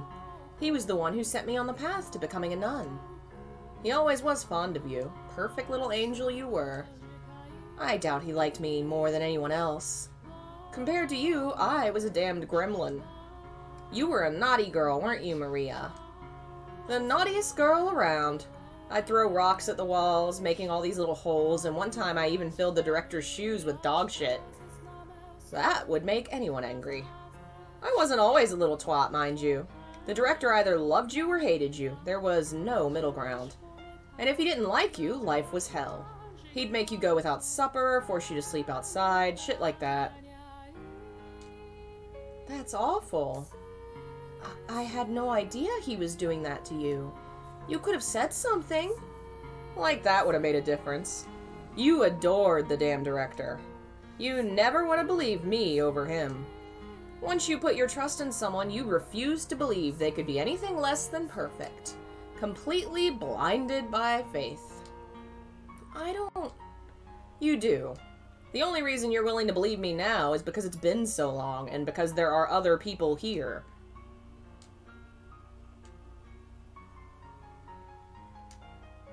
This would probably be a good time to step in, Michelle.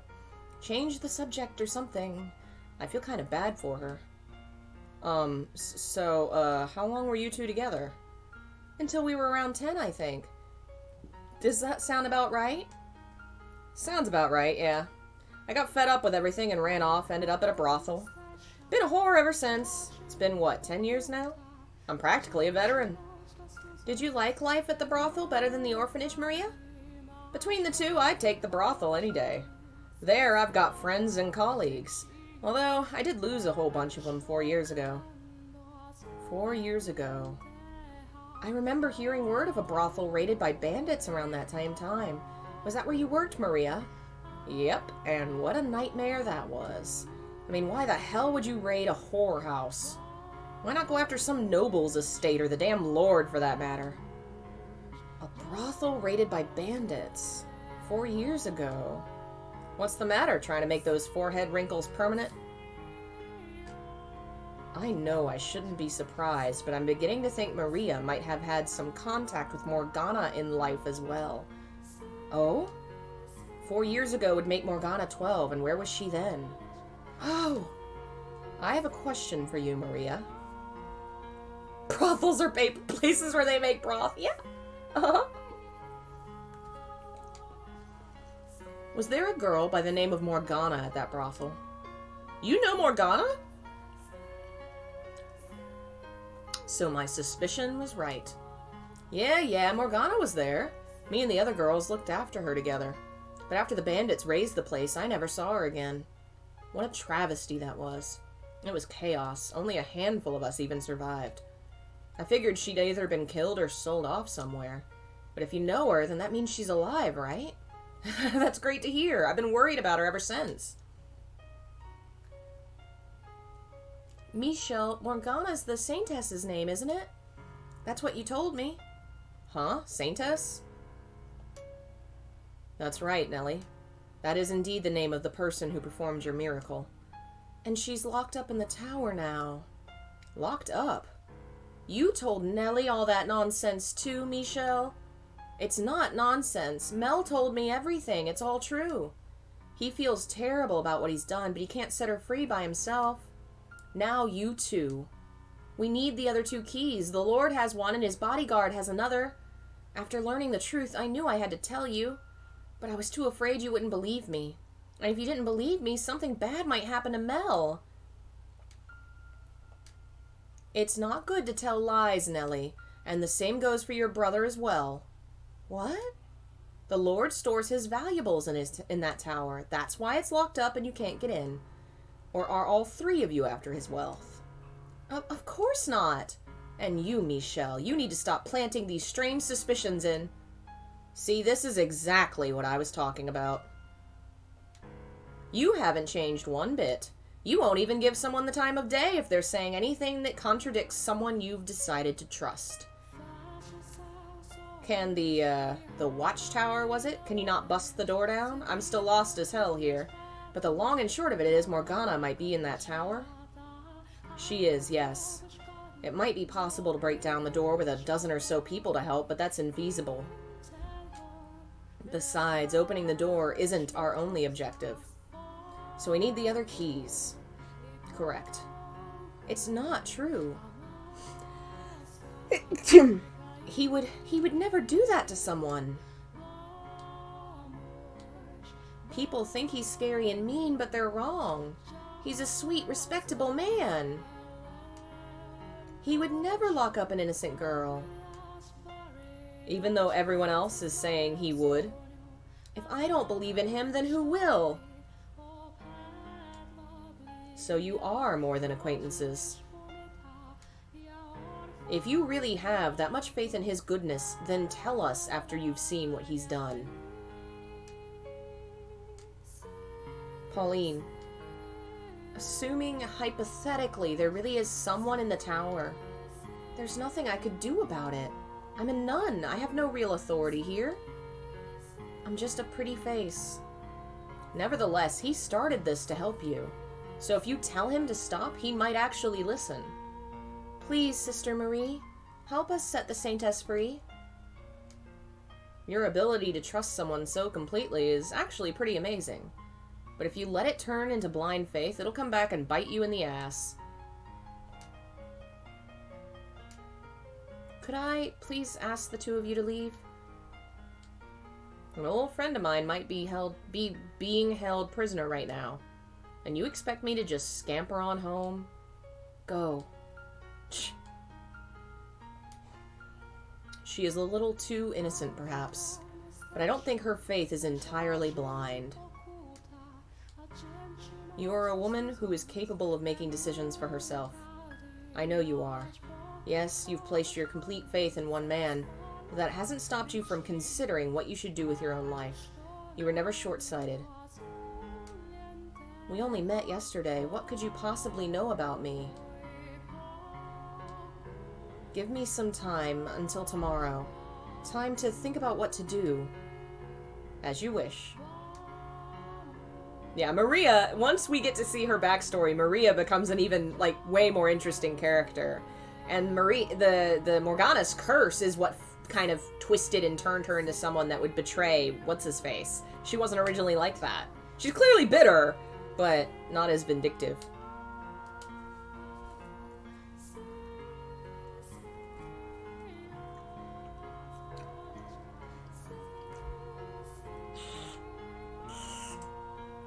So this is actually the moment where I died in my first playthrough.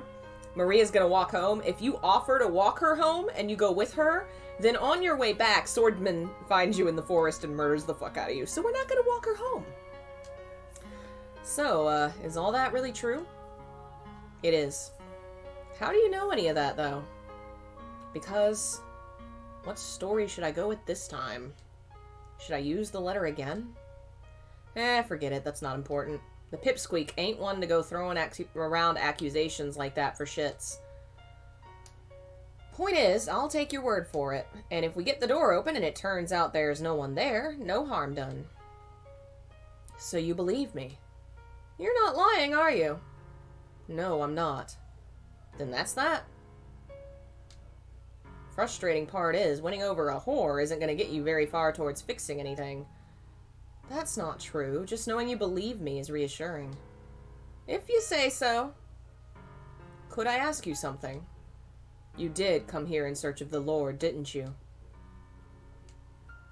He has the third key, without which we cannot get into the tower. And my gut tells me you're the one who's going to make that possible. Why would you think that? Because you have a very strong connection to him. You may think I sound crazy, but your souls are inextricably bound together. Our souls? Don't even joke. Did the story tell why he was outside? He and the nun were meeting in the forest to talk, and when the nun leaves, he turns around and sees you and murders you. I know how it sounds, but that's the only way. Okay, you got me. I'm done lying. You're right, I came here looking for the Lord. There's rumors going around saying he's been seen coming and going out of the church here. So I figured I'd take the opportunity to cave his fucking skull in. You what? What you gonna do about it? Call the guards on me? No, I won't. But tell me, why do you want to kill him? Why? What, are you not from around here? Well, you should know he's one hell of an aggressive ruler.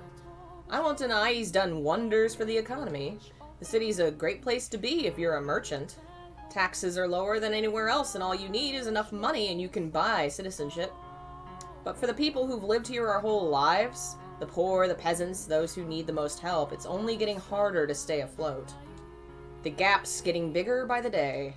While the main street's looking lavish and lively, people are literally starving to death on the back streets. He tore down this vineyard that's been around for generations to make room for more shops. And sure, you could import some damn fine wine from some other city. But where does that leave everyone who can't afford it?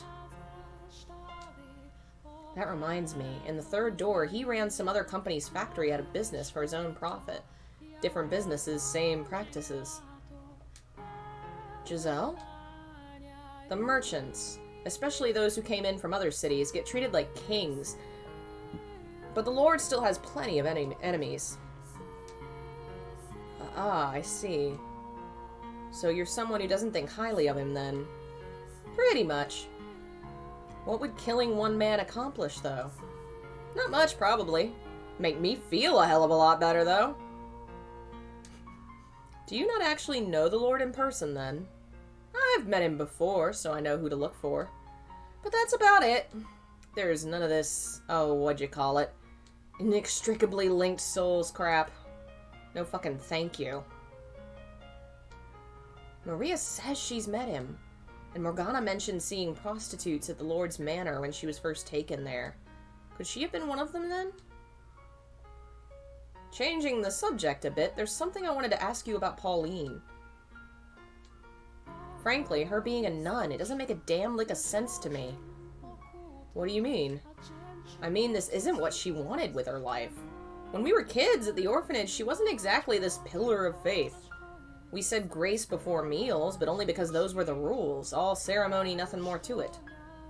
She appears to be quite devout to me. I'm thinking something had to have made her that way, forced her into the role. The girl I knew was pretty unexceptional. Had her head in the clouds, though, so we never really got along.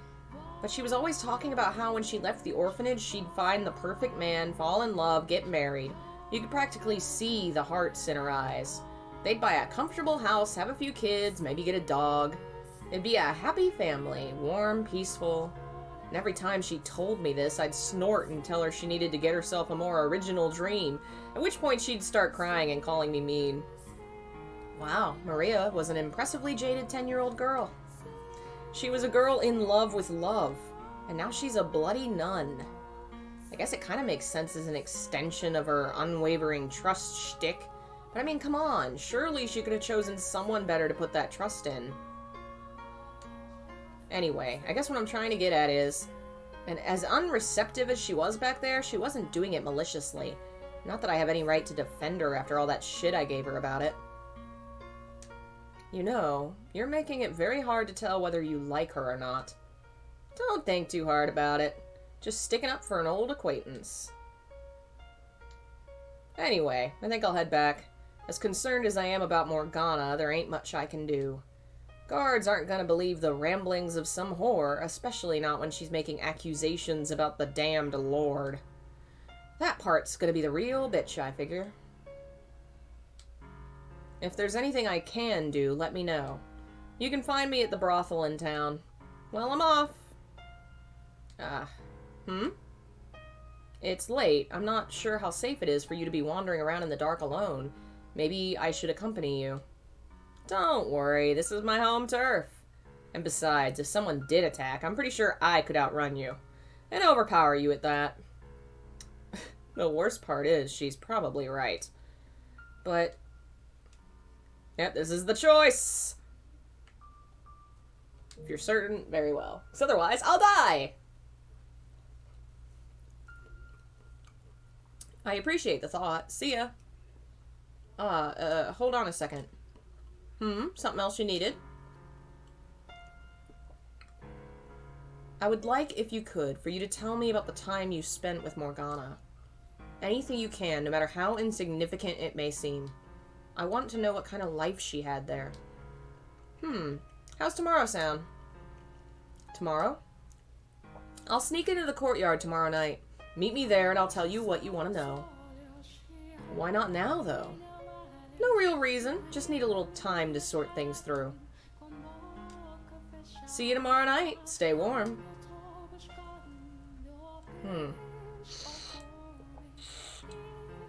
Not even a chance to get another word in. Also, I feel like I'm dressed much warmer than her. Tomorrow night. That doesn't leave us with much time. Giselle. Giselle? What? Hello, what is it? You've been so quiet, I was getting concerned. It's good to know you're still there. Guess I sort of dozed off for a bit. I'm fine, though. No need to worry. Are you sure? I think we should head back, too. We've done about everything we can today. You're right. Running into Maria was a great stroke of luck. Thanks to her, we now have confirmation that the nun is indeed Pauline, and we've potentially convinced Pauline to try and talk to the swordsman. Depending on how things pan out tomorrow, we could be getting very close to accomplishing our goal. I'm sure it'll be smooth sailing, just like with Mel. I certainly hope so. What do you think? Is it gonna go smooth? So before you go to sleep, do you want to talk for a bit? Of course. In fact, I was about to ask you the same thing. that's what you say, but on the inside, you actually enjoy being surrounded by girls more than talking to me, don't you? And you seem to enjoy teasing me. I'm just kidding. Truthfully, I don't think I've ever wished you were there more to save me than then. I've never been comfortable in such spirited environments. Put 3 women in a room and it'll get like that. Yeah, it can be overstimulating. I could not have been more out of my element. I don't know, you seem to fit in pretty well to me. You really think so? You made for a great plaything. Oh yes, I'm quite good at that, aren't I?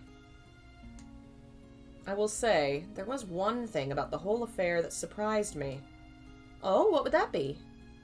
I did not expect I would be able to have such a normal social interaction, and not because I'm awkward or a poor conversationalist. For most of my life, I was cursed, irregular, and you were the only one who didn't treat me like that. That came to be what I saw as normal. And as such, being able to participate in a social gathering like that is a very exotic sensation. It feels almost like it shouldn't be possible. You are normal, Michelle. An ordinary man. This right here. This is what I wish I always had in my life. And for me to finally attain it in death. Though I suppose lamenting the details would make me ungrateful. I am glad to have had the experience, though. I'm glad to hear it. So, I know I've been talking about how much I want to save Morgana, and that hasn't changed. Neither is my desire to change everyone's future. But if you want to leave this place, go somewhere far away and have a life of your own, you have my full support. You've got everything you ever wanted. You have the right to choose to stay here, live in this time. I wouldn't dream of it. I am not going to leave you trapped in that darkness. I will not make the same mistake twice. Regardless, there's no point in me choosing a life without you there as well, in the flesh. Okay then. Well, I'll be in here waiting. Hopefully not for long. I really think Morgana and I have a great deal in common. What? One the daughter of God, one a demon child. We were both forced into inhuman roles, living lives of solitude, constantly having things we cared about taken away from us, including, ultimately, our lives. The big difference between me and her is that I had you. If you hadn't been there at the end of my mortal life, perhaps I too would have grown to despise those who had put me through such misery, cursed their very souls. She had no one, though. Not a single person to be there for her final days. From what she told us, though, her life wasn't all sorrow and misery. She did eventually come to find happiness in her time at the brothel. In fact, she's even said that was where she learned to experience joy. Well, I know there were a number of girls there. If Maria was one of them she was particularly close with, perhaps her being here could have a positive effect on Morgana. We'll have to see what she says tomorrow night. That we will. And then our time limit is noon the next day. So we'll need to have everything necessary figured out by then. Everything it will take for her to have a change of heart. I'm not worried one bit. I have complete confidence in you, Michelle. I am somewhat worried. What's there to worry about? Here, I'll shout, "You can do it!" 100 times. So you're planning to cheer me to death? I just want every last bit of you to know I'm rooting for you. I assure you, you've made that abundantly clear. Hey, there was something I wanted to tell you, if that's alright. Yes? When I learned about your past and about your body, it came as a big shock to me. That said, I'm confident you know that my feelings for you haven't changed one bit. I do. But what I want you to know is that even if I had found out back then, instead of after having waited hundreds of years for you to return, my feelings still wouldn't have changed. If you had told me while we were alive, I would have still accepted you. Now, of course, I know it's not something you could have come out with so easily, especially considering everything you went through because of it. We only lived together for a little over a year, and we were only partners for a month. So I understand how difficult it would have been to think I wouldn't push you away. But I'm not sure you grasped just how much I loved you even then. My wounds ran deeper than even I knew, and them fully healing was simply not possible. Anyone else's touch, anyone else's warmth, my heart and body would have rejected. I sincerely wish I had expressed that to you more clearly. That it had to be you, that I needed you. I did believe at the time that I could start over with you, that we could have had a normal life together. Or, well, I fooled myself into believing it. But I could never rid myself of the guilt and shame at how it was impossible for me to give that to you. I would imagine our future together. You smiling with our children in your arms, playing with them, scolding them, teaching them. And then I would remember I am incapable of giving you those children, of even engaging in the prerequisite acts. And the more I wished for your happiness, the tighter that guilt constricted me. I do apologize for not saying anything. You carried far more weight than any one person should ever have to carry alone. But you don't have to do that anymore. For one, I'll support you no matter what. And in this time, you're normal to everyone, not only me. You have allies. You don't have to take everything on yourself anymore. I love you, Michelle. I do. I absolutely adore you. What? Where is this coming from? I wanted to say it, so I did. Is that a problem? No, no problem. You're blushing, aren't you? Your cheeks are as red as tomatoes. I wish I could see you now. I'm going to open the window. Why? It's night. It's going to be cold. Exactly, I need to cool down. They're so freaking precious! Oh, they're so cute.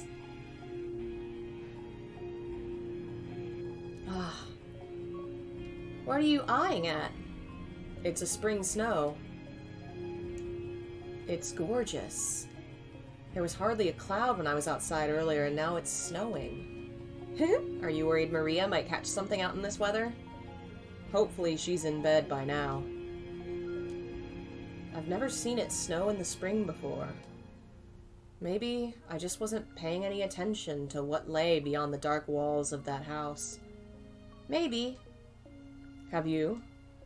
Have I seen a springtime snow before? 3 or 4 times, perhaps. So not very often, no. Ah, so you've seen this already. Would it have been better if I hadn't? No, that's not what I'm saying. I just thought it would be nice if it was the first time for both of us. You sound like a little kid. Is it that childish? Well, I don't mind either way. I'm still glad my first time seeing it isn't alone. Are you seeing what I'm seeing? Little specks of white drifting through the darkness? Yes, I can see it. It's beautiful. I'm happy I could see this with you too. They're so sweet and precious. You don't want the wind to cool you off too much now. I think it's time for you to warm back up. Sorry, I was so engrossed by the sight. Maybe it'll stick and you can see it again tomorrow. The grounds would be quite lovely covered in snow. But for now, you should get some sleep. I suppose. You already passed out once today. You need to make sure you're well rested. Hard to argue with that. I'll be counting on your help again tomorrow. Our success or failure depends on how tomorrow goes. That it does. Let's make it count. Good night, Giselle. Good night, Michelle. We're gonna call it there. Oh, we ended on a pretty sweet note. Yeah, if you want to know more about Michelle's past, the 7th door, I think the 7th chapter goes into his story. We will finish it tomorrow. because I think we probably still have like 2 hours left, and there's no way I'll be able to do another 2 hours, so we'll just make it another stream. Thanks for joining me, and sorry for the couple days of not being around all of a sudden. I hadn't planned for that, but it happens. Tomorrow's Silmarillion in the morning, probably, maybe a short one, and then we'll finish this at like 3-ish. Gonna try and get back to schedule and back to making video essays and stuff. But anyway, I don't think I have any news or anything. If you ordered books, I've been informed that books will now take longer to arrive because the publisher is having to slow down development because Corona.